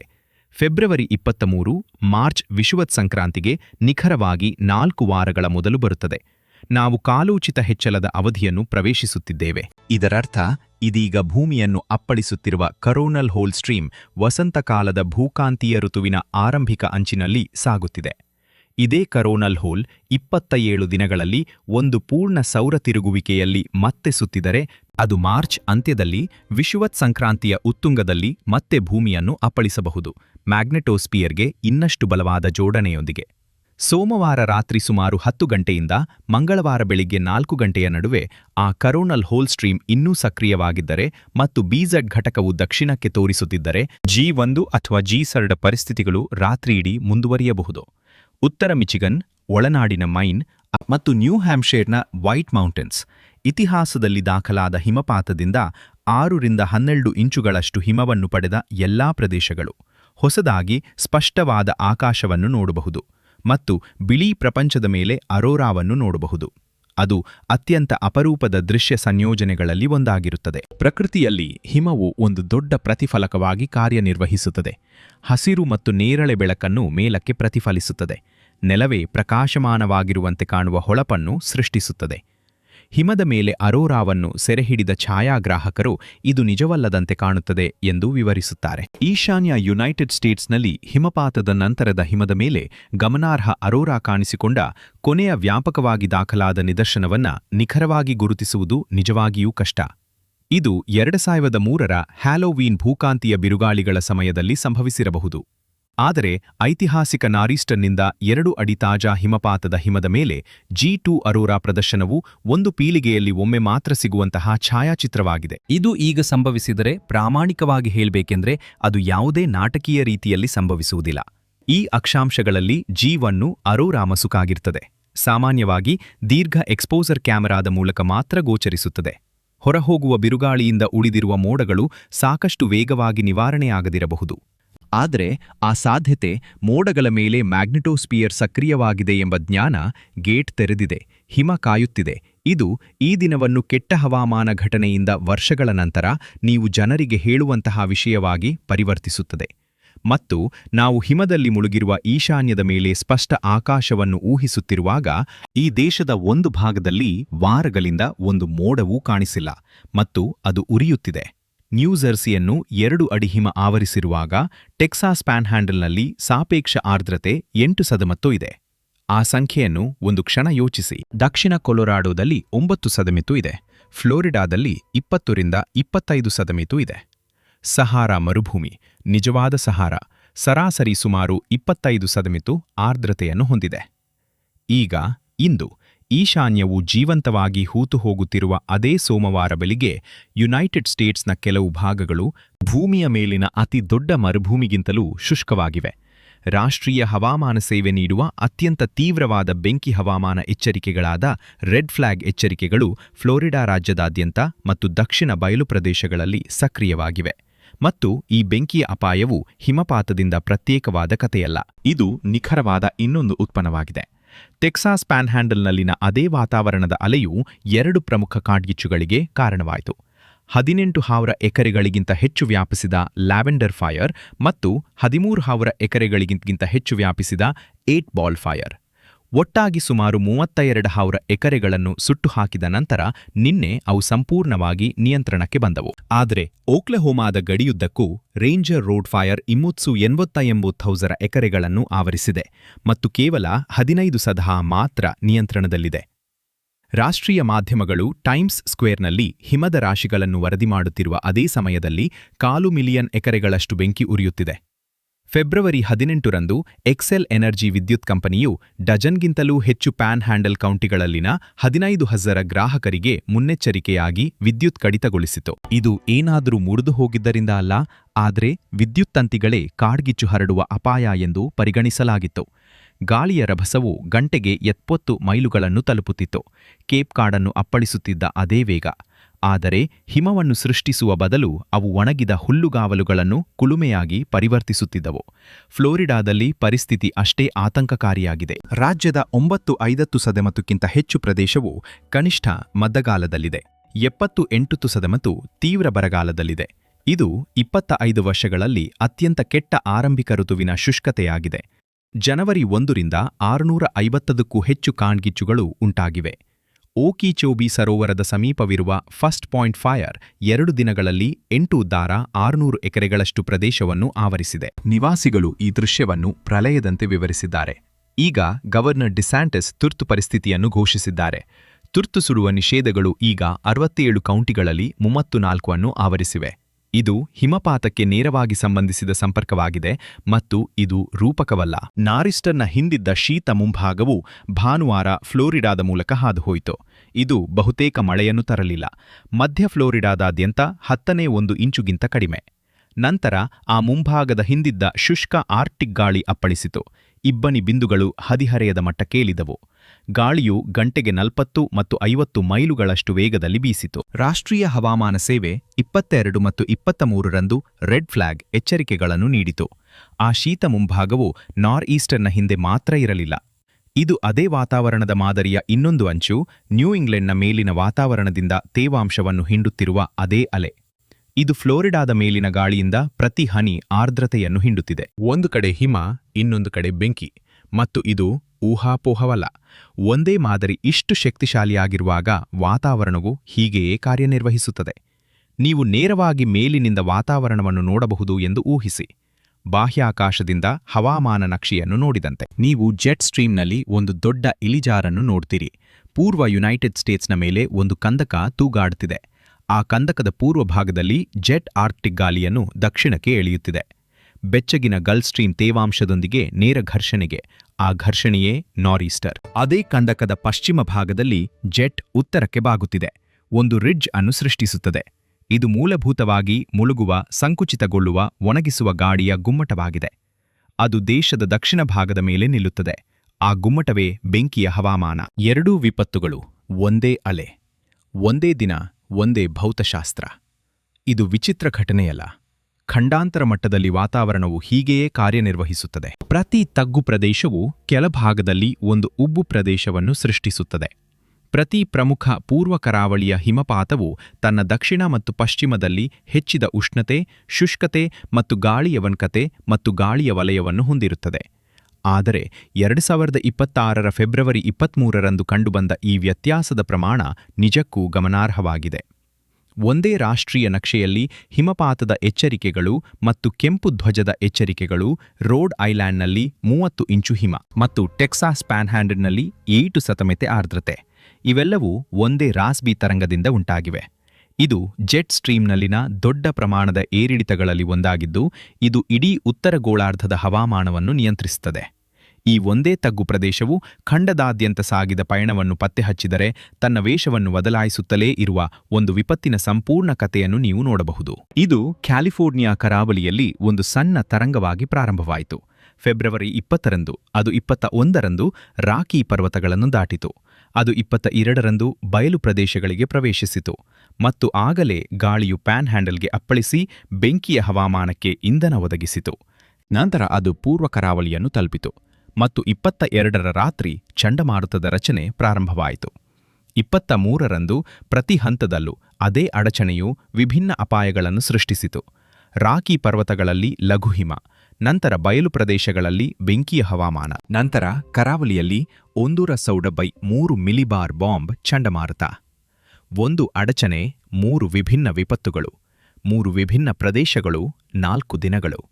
ಈಗ ಆ 550 ಎಚ್ಚರಿಕೆಗಳನ್ನು ಮತ್ತೊಮ್ಮೆ ನೋಡಿ ಮತ್ತು ನೀವು ಸಂಪೂರ್ಣ ವ್ಯಾಪ್ತಿಯನ್ನು ಅರ್ಥಮಾಡಿಕೊಳ್ಳಬಹುದು.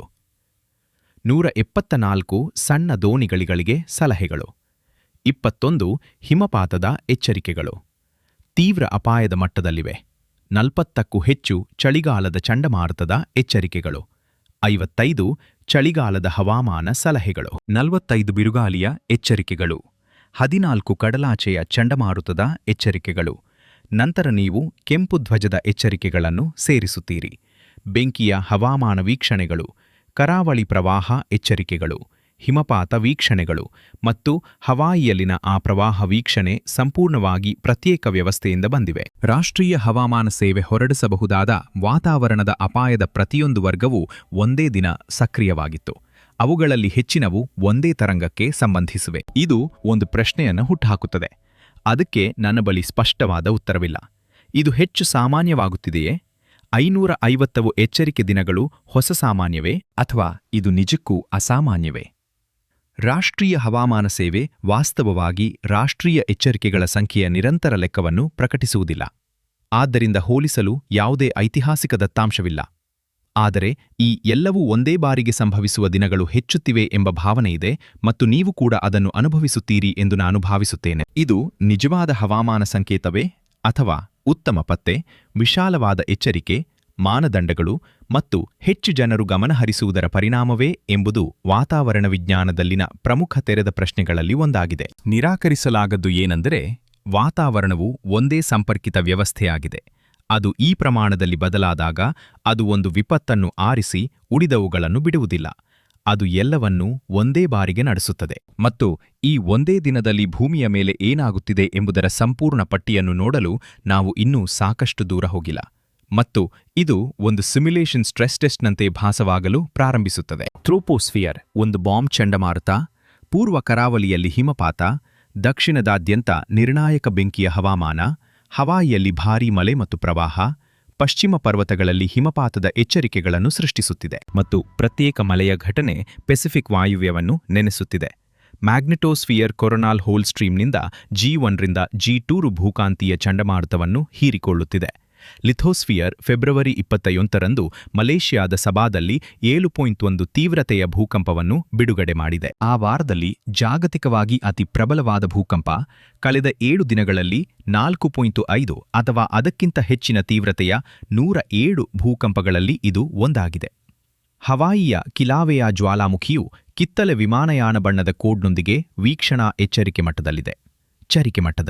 ಅದೇ ರಾಜ್ಯವು ಪ್ರವಾಹದ ವೀಕ್ಷಣೆಯಲ್ಲಿದ್ದಾಗ ಮತ್ತು ಸಕ್ರಿಯ ಜ್ವಾಲಾಮುಖಿ ಪ್ರದೇಶದ ಮೇಲೆ ಮಳೆ ಬೀಳುವುದರಿಂದ ಸೈದ್ಧಾಂತಿಕವಾಗಿ ಉಗಿ ಚಾಲಿತ ಫ್ರಿಯಾಟಿಕ್ ಸ್ಫೋಟಗಳ ಅಪಾಯವನ್ನು ಹೆಚ್ಚಿಸುತ್ತದೆ. ಆದರೂ ಯಾವುದೇ ವರದಿಯಾಗಿಲ್ಲ. ನಮ್ಮ ಎಂಜಿನಿಯರಿಂಗ್ ವ್ಯವಸ್ಥೆಗಳು ಸಹ ಕುಸಿಯುತ್ತಿವೆ.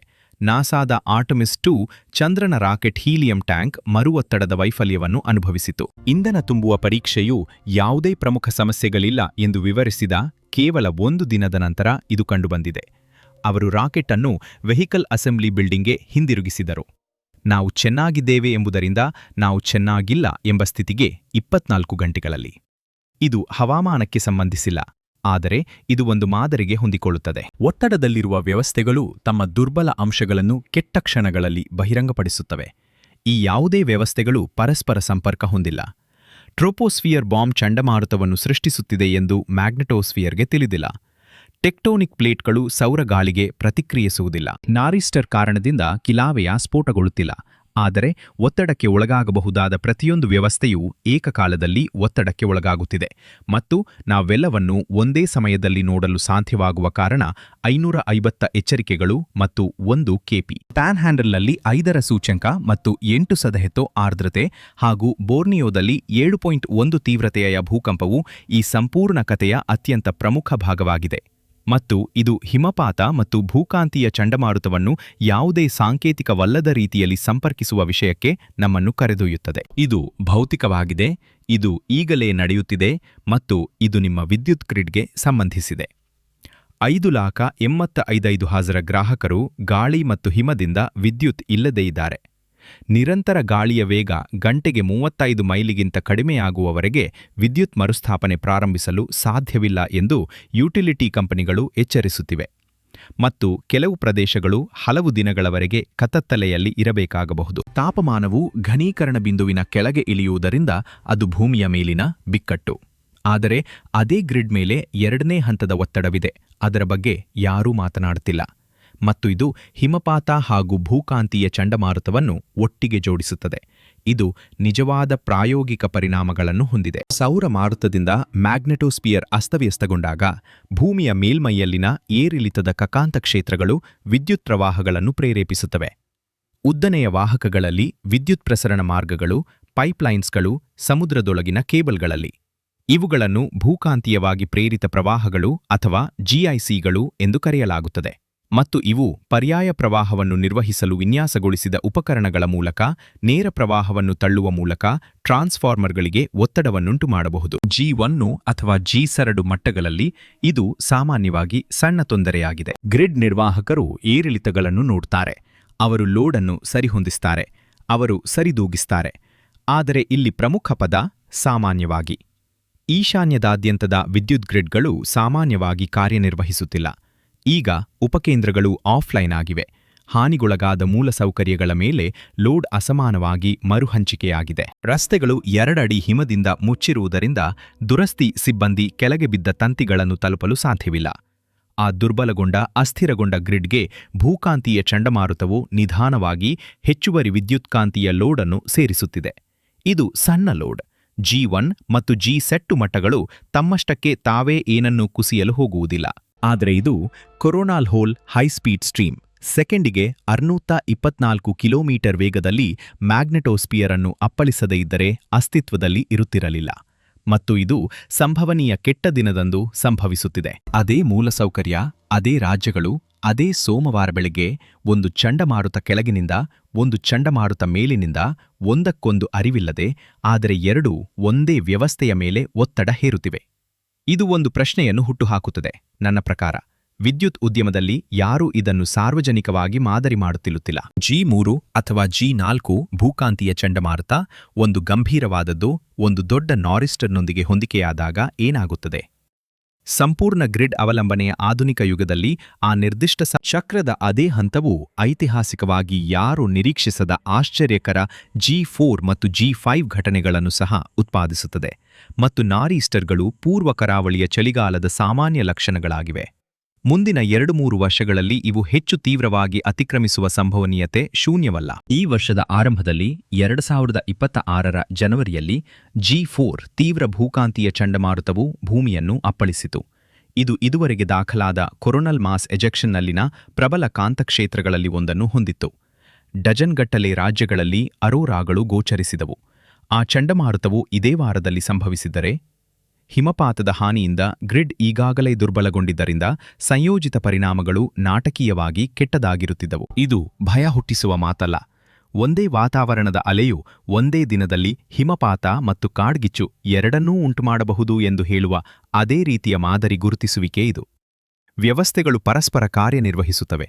ಅವು ಏಕಕಾಲದಲ್ಲಿ ತಮ್ಮ ಕೆಟ್ಟ ಕ್ಷಣಗಳಲ್ಲಿ ಪರಸ್ಪರ ಕಾರ್ಯನಿರ್ವಹಿಸಿದಾಗ ನಾವು ಸಿದ್ಧವಿಲ್ಲದ ರೀತಿಯಲ್ಲಿ ಪರಿಣಾಮಗಳು ಗುಣಿಸುತ್ತವೆ. ಟೆಕ್ಸಾಸ್ ಪ್ಯಾನ್ಹ್ಯಾಂಡಲ್ ಮೇಲೆ ಈಗ ಒಂದು ಪೂರ್ವ ನಿದರ್ಶನ ತೂಗಾಡುತ್ತಿದೆ ಮತ್ತು ಇದು 2 ವರ್ಷಕ್ಕಿಂತ ಕಡಿಮೆ ಹಳೆಯದು. 2024ರ ಫೆಬ್ರವರಿಯಲ್ಲಿ ಸ್ಮೋಕ್ ಹೌಸ್ ಕ್ರೀಕ್ ಫೈರ್ ಟೆಕ್ಸಾಸ್ ಇತಿಹಾಸದಲ್ಲಿ ಅತಿ ದೊಡ್ಡ ಕಾಡ್ಗಿಚ್ಚು ಆಯಿತು. 1 ಮಿಲಿಯನ್ ಎಕರೆಗಳಿಗಿಂತ ಹೆಚ್ಚು ಪ್ರದೇಶವನ್ನು ಆಹುತಿ ತೆಗೆದುಕೊಂಡಿತು. ಇದು ನಾವು ಇಂದು ನೋಡುತ್ತಿರುವ ಪರಿಸ್ಥಿತಿಗಳಿಗೆ ಬಹುತೇಕ ಹೋಲುವ ಪರಿಸ್ಥಿತಿಗಳಲ್ಲಿ ಪ್ರಾರಂಭವಾಯಿತು. ಫೆಬ್ರವರಿ ತಿಂಗಳ ನಿರ್ಣಾಯಕ ಬೆಂಕಿ ಹವಾಮಾನ, ಪ್ರಬಲ ಗಾಳಿ, ಸುಪ್ತಾವಸ್ಥೆಯಲ್ಲಿರುವ ಹಿಮದಿಂದ ಒಣಗಿದ ಹುಲ್ಲುಗಳು, ಲಾನಿನಾ ಪ್ರಭಾವಿತ ಶುಷ್ಕತೆ, ಅದೇ ಪ್ಯಾನ್ ಹ್ಯಾಂಡಲ್ ಭೌಗೋಳಿಕತೆ. ಟೆಕ್ಸಾಸ್ A&M ಅರಣ್ಯ ಸೇವಾ ವಕ್ತಾರ ಜುವಾನ್ ರೊಡ್ರಿಗಸ್ 2026ರ ಫೆಬ್ರವರಿ 16ರಂದು ಹೇಳಿದ ಮಾತುಗಳು ಈಗ ಹಿಂತಿರುಗಿ ನೋಡಿದಾಗ ಭಯಾನಕವಾಗಿವೆ. ಫೆಬ್ರವರಿಯಿಂದ ಮಾರ್ಚ್, ಬಹುಶಃ ಏಪ್ರಿಲ್-ಮೇ ತಿಂಗಳವರೆಗೆ ನಾವು ಇಂತಹ ಅನೇಕ ಗಾಳಿಯ ಘಟನೆಗಳನ್ನು ನೋಡುತ್ತೇವೆ. ನಾವು ಇನ್ನೂ ಕೆಲವು ನೋಡಬಹುದು. ಇದು ಪುನರಾವರ್ತಿತ ವಿಷಯ. ಸ್ಮೋಕ್ ಹೌಸ್ ಕ್ರೀಕ್ ಬೆಂಕಿ ಹೊತ್ತಿಕೊಳ್ಳುವ 1 ವಾರದ ಮೊದಲು ಇದೇ ನಿಖರವಾದ ಭಾಷೆಯನ್ನು ಬಳಸಬಹುದಿತ್ತು. 2026ರ ಜನವರಿಯ ಹಿಮವು ರಾಜ್ಯದಾದ್ಯಂತ ಹುಲ್ಲುಗಳನ್ನು ಸಾಮಾನ್ಯಕ್ಕಿಂತ ಮುಂಚಿತವಾಗಿ ನಾಶಪಡಿಸಿತು. ಹಿಮದಿಂದ ಒಣಗಿದ ಹುಲ್ಲು ಎಂದರೆ ನಿಂತಿರುವಾಗಲೇ ಸತ್ತ, ಸುಲಭವಾಗಿ ಮುರಿಯುವ, ಒಣಗಿದ ಮತ್ತು ನೇರವಾಗಿರುವ ಸಸ್ಯವರ್ಗ. ಇದು ನೆಲದ ಮೇಲೆ ಹರಡಿದ ಕಸವಲ್ಲ, ಇದು ಗಾಳಿ ಮತ್ತು ಜ್ವಾಲೆಯನ್ನು ಹಿಡಿಯುವ ಲಂಬವಾದ ಇಂಧನ. ಭಯಾನಕ ದಕ್ಷತೆಯೊಂದಿಗೆ ಅರಣ್ಯ ಸೇವೆಯ ಲಾರಾ ಸ್ಟೀವನ್ಸ್ ಸ್ಪಷ್ಟವಾಗಿ ಹೇಳಿದರು, ಹುಲ್ಲುಗಳು ಬೆಳೆಯುತ್ತಿಲ್ಲ, ತೇವಾಂಶವಿಲ್ಲ. ರಾಷ್ಟ್ರೀಯ ಅಂತರ ಏಜೆನ್ಸಿ ಅಗ್ನಿಶಾಮಕ ಕೇಂದ್ರವು ಪಶ್ಚಿಮ ಟೆಕ್ಸಾಸ್ ಮತ್ತು ಪ್ಯಾನ್ ಹ್ಯಾಂಡಲ್ನಾದ್ಯಂತ ವಸಂತಕಾಲದವರೆಗೆ ಸಾಮಾನ್ಯಕ್ಕಿಂತ ಹೆಚ್ಚಿನ ಗಮನಾರ್ಹ ಬೆಂಕಿ ಸಂಭಾವ್ಯತೆಯನ್ನು ಊಹಿಸಿದೆ. ಕೃಷಿ ಆಯುಕ್ತ ಸಿಡ್ ಮಿಲ್ಲರ್ ಫೆಬ್ರವರಿ 18ರಂದು ಕೃಷಿ ತುರ್ತು ಪರಿಸ್ಥಿತಿಯನ್ನು ಘೋಷಿಸಿದರು, ಏಕೆಂದರೆ ಈ ಬೆಂಕಿ ಕೇವಲ ಹುಲ್ಲನ್ನು ಸುಡುತ್ತಿಲ್ಲ. ಅವು ಜಾನುವಾರು ಸಾಕಣೆ ಕೇಂದ್ರಗಳು, ಜಾನುವಾರು ಕಾರ್ಯಾಚರಣೆಗಳು ಮತ್ತು ಕೃಷಿ ಮೂಲಸೌಕರ್ಯಗಳನ್ನು ಸುಡುತ್ತಿವೆ. ಇವುಗಳನ್ನು ಪುನರ್ ನಿರ್ಮಿಸಲು ವರ್ಷಗಳು ಬೇಕಾಗುತ್ತವೆ. ಟೆಕ್ಸಾಸ್ ಪ್ಯಾನ್ ಹ್ಯಾಂಡಲ್, ಫ್ಲೋರಿಡಾ, ಪೂರ್ವ ಕರಾವಳಿ ಇವೆಲ್ಲವೂ ಈಗ ಒಂದೇ ವಾತಾವರಣದ ಘಟನೆಯೊಳಗೆ ಬದುಕುತ್ತಿವೆ. ವಿಭಿನ್ನ ಲಕ್ಷಣಗಳು, ಒಂದೇ ರೋಗ. 4 ದಿನಗಳ ಹಿಂದೆ ಪೆಸಿಫಿಕ್ ಮೇಲೆ ಹುಟ್ಟಿದ ಅದೇ ಅಲೆ ಒಂದು ಕಡೆ ಹಿಮವನ್ನು ಮತ್ತು ಇನ್ನೊಂದು ಕಡೆ ಬೆಂಕಿಯನ್ನು ಉತ್ಪಾದಿಸುತ್ತಿದೆ. ಮತ್ತು ಜೆಟ್ ಸ್ಟ್ರೀಮ್ನಲ್ಲಿನ ಆ ಒಂದೇ ಅಲೆ ಒಂದು ಸೋಮವಾರ ಬೆಳಿಗ್ಗೆ ಒಂದೇ ದೇಶದಾದ್ಯಂತ 550 ಎಚ್ಚರಿಕೆಗಳು ಏಕಕಾಲದಲ್ಲಿ ಮೊಳಗಲು ಕಾರಣವಾಗಿದೆ. ಇದು ಏಕೆ ಸಂಪರ್ಕಿತವಾಗಿದೆ ಎಂದು ಅನಿಸುತ್ತದೆ. ಹಾಗಾದರೆ ಎಲ್ಲವೂ ಏಕಕಾಲದಲ್ಲಿ ಏಕೆ ನಡೆಯುತ್ತಿದೆ? ವೈಜ್ಞಾನಿಕ ಉತ್ತರ ಸ್ಪಷ್ಟವಾಗಿದೆ ಮತ್ತು ಅತೃಪ್ತಿಕರವಾಗಿದೆ. ಇದು ಕಾಕತಾಳೀಯ. ಟ್ರೋಪೋಸ್ಪಿಯರ್, ಮ್ಯಾಗ್ನೆಟೋಸ್ಪಿಯರ್, ಲಿಥೋಸ್ಪಿಯರ್, ಹೀಲಿಯೋಸ್ಪಿಯರ್ ಈ ಎಲ್ಲಾ ವ್ಯವಸ್ಥೆಗಳು ಸ್ವತಂತ್ರ ಭೌತಶಾಸ್ತ್ರದ ಮೇಲೆ ಕಾರ್ಯನಿರ್ವಹಿಸುತ್ತವೆ. ನಾರಿಸ್ಟರ್ ಅರೋರಾ ಬಗ್ಗೆ ತಿಳಿದಿಲ್ಲ. ಕಾಡ್ಗಿಚ್ಚಿಗೆ ಹಿಮಪಾತದ ಬಗ್ಗೆ ತಿಳಿದಿಲ್ಲ. ಮಲೇಷ್ಯಾದಲ್ಲಿನ ಭೂಕಂಪಕ್ಕೆ ಇವುಗಳಲ್ಲಿ ಯಾವುದರ ಬಗ್ಗೆಯೂ ತಿಳಿದಿಲ್ಲ. ಅವು ತಮ್ಮದೇ ಆದ ಸಮಯದ ಪ್ರಮಾಣದಲ್ಲಿ ತಮ್ಮದೇ ಆದ ನಿಯಮಗಳಿಂದ ನಿಯಂತ್ರಿಸಲ್ಪಡುತ್ತವೆ. ಅವುಗಳನ್ನು ಸಿಂಕ್ರನೈಸ್ ಮಾಡಲು ಯಾವುದೇ ದೊಡ್ಡ ಕಂಡಕ್ಟರ್ ಬ್ಯಾಟನ್ ಬೀಸುವುದಿಲ್ಲ. ಆದರೆ ಇದು ಕಾಕತಾಳೀಯವೆಂದು ಅನಿಸುವುದಿಲ್ಲ, ಹಾಗಲ್ಲವೇ? ಮತ್ತು ಇಲ್ಲಿ ಕಾರಣವಿದೆ. ಮಾನವರು ಮಾದರಿ ಗುರುತಿಸುವ ಯಂತ್ರಗಳು. ನಾವು ಹಾಗೆ ವಿಕಸನಗೊಂಡಿದ್ದೇವೆ ಏಕೆಂದರೆ ನಮ್ಮ ಪೂರ್ವಜರ ಪರಿಸರದಲ್ಲಿ ಅಪಾಯಗಳ ಗುಂಪುಗಳನ್ನು ಗಮನಿಸುವುದು ಬದುಕುಳಿಯುವಿಕೆಯ ಅನುಕೂಲವಾಗಿತ್ತು. ಒಮ್ಮುಖವಾಗುವ ಬೆದರಿಕೆಗಳು ಏನನ್ನಾದರೂ ಅರ್ಥೈಸುತ್ತವೆ. ಇದೆಲ್ಲವೂ ಸಂಪರ್ಕದಲ್ಲಿದೆ ಎಂದು ನಿಮಗೆ ಹೇಳುವ ಸಹಜ ಪ್ರವೃತ್ತಿ ಆ ಭಾವನೆಯ ಬಗ್ಗೆ ತಪ್ಪಾಗಿಲ್ಲ.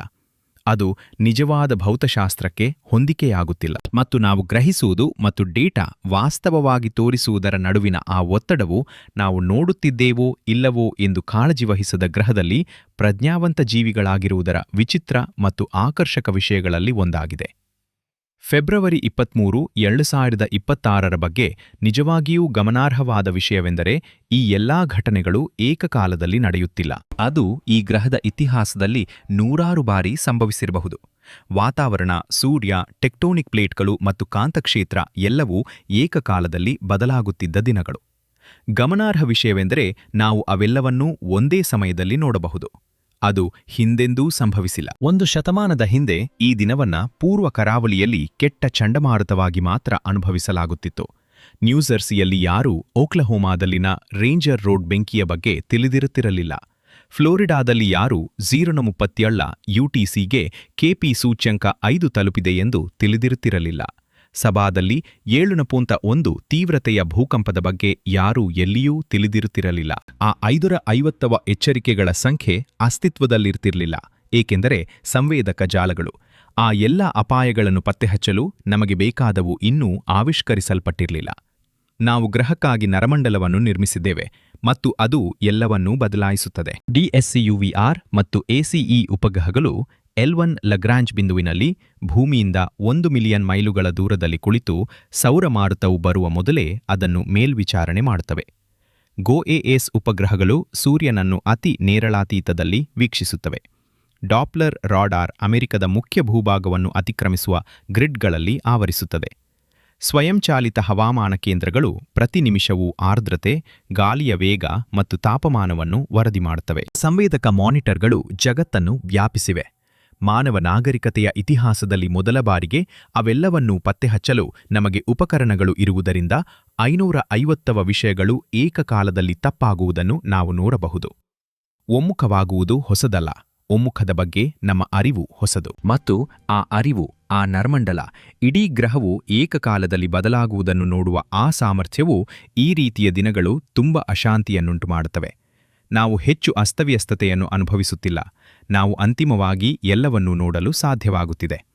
ಈ ಒಂದು ದಿನದ ಜೀವನ ಚರಿತ್ರೆ ಇಲ್ಲಿದೆ, ಕೊನೆಯ ಬಾರಿಗೆ ಹೇಳಲಾಗಿದೆ. ಫೆಬ್ರವರಿ 20, 2026ರಂದು ಪೆಸಿಫಿಕ್ ಮಹಾಸಾಗರದ ಮೇಲೆ ಹುಟ್ಟಿದ ಒಂದು ಶಾರ್ಟ್ ವೇವ್ ಟ್ರಾಫ್ ಕ್ಯಾಲಿಫೋರ್ನಿಯಾದಲ್ಲಿ ಭೂಕುಸಿತವನ್ನು ಉಂಟುಮಾಡಿತು. ಅದು ರಾಕಿ ಪರ್ವತಗಳನ್ನು ದಾಟಿತು. ಅದು ಬಯಲು ಪ್ರದೇಶಗಳಲ್ಲಿ ಬೆಂಕಿಯ ಹವಾಮಾನವನ್ನು ಸೃಷ್ಟಿಸಿತು. ನಂತರ ಅದು ಪೂರ್ವ ಕರಾವಳಿಯಲ್ಲಿ 973 ಮಿಲಿಬಾರ್ ಬಾಂಬ್ ಚಂಡಮಾರುತವನ್ನು ಸೃಷ್ಟಿಸಿತು. ಅದು ನೀವು ಇದನ್ನು ಕೇಳುತ್ತಿರುವಾಗ 50 ಮಿಲಿಯನ್ ಜನರನ್ನು ಹಿಮದ ಅಡಿಯಲ್ಲಿ ಹೂಡುತ್ತಿದೆ. 93 ಮಿಲಿಯನ್ ಮೈಲುಗಳ ದೂರದಲ್ಲಿ ಕಳಂಕವಿಲ್ಲದ ಸೂರ್ಯನ ಮೇಲಿನ ಕರೋನಲ್ ರಂಧ್ರವು ಪ್ರತಿ ಸೆಕೆಂಡಿಗೆ 664 ಕಿಲೋಮೀಟರ್ ವೇಗದಲ್ಲಿ ಪ್ಲಾಸ್ಮಾವನ್ನು ಮ್ಯಾಗ್ನೆಟೋಸ್ಪಿಯರ್ ಮೂಲಕ ಹರಿಯಬಿಡುತ್ತಿದೆ. ಅದೇ ಅಕ್ಷಾಂಶಗಳಲ್ಲಿನ ಅದೇ ಸಂವೇದಕಗಳನ್ನು ಅಲುಗಾಡಿಸುತ್ತಿದೆ. ಹಿಮಪಾತವು ಚಂಡಮಾರುತದ ಕೆಳಗೆ ಹೂಳುತ್ತಿದೆ. ಬೋರ್ನಿಯೋದಲ್ಲಿ ಟೆಕ್ಟೋನಿಕ್ ಪ್ಲೇಟ್ಗಳು ಬದಲಾದವು. ಅದರಾಚೆ 15 ಕ್ಷುದ್ರ ಗ್ರಹಗಳು ತಮ್ಮ ಕಕ್ಷೆಗಳಲ್ಲಿ ಸಾಗಿಹೋದವು. ಅದರಲ್ಲಿ ಯಾವುದೂ ಭೌತಶಾಸ್ತ್ರದಿಂದ ಸಂಪರ್ಕಗೊಂಡಿಲ್ಲ. ನಾವಿಲ್ಲಿ ಇರುವುದರಿಂದ ಅವೆಲ್ಲವೂ ಸಂಪರ್ಕಗೊಂಡಿವೆ, ನೋಡುತ್ತಾ ಅರಿವಿನಿಂದ. ತಿಳಿದಿರುವ ಬ್ರಹ್ಮಾಂಡದಲ್ಲಿ ಯಾರಾದರೂ ಗಮನಹರಿಸುತ್ತಿರುವ ಏಕೈಕ ಗ್ರಹದಲ್ಲಿ 550ವ ಎಚ್ಚರಿಕೆಗಳು, 8 ತುರ್ತು ಪರಿಸ್ಥಿತಿಗಳು, 1 ವಾತಾವರಣದ ಅಲೆ, 1 ಕಲಂಕವಿಲ್ಲದ ಸೂರ್ಯ, 1 ಗ್ರಹ, ಫೆಬ್ರವರಿಯ 1 ಬೆಳಿಗ್ಗೆ ಮತ್ತು ಹಿಮ ಇನ್ನೂ ಬೀಳುತ್ತಿದೆ.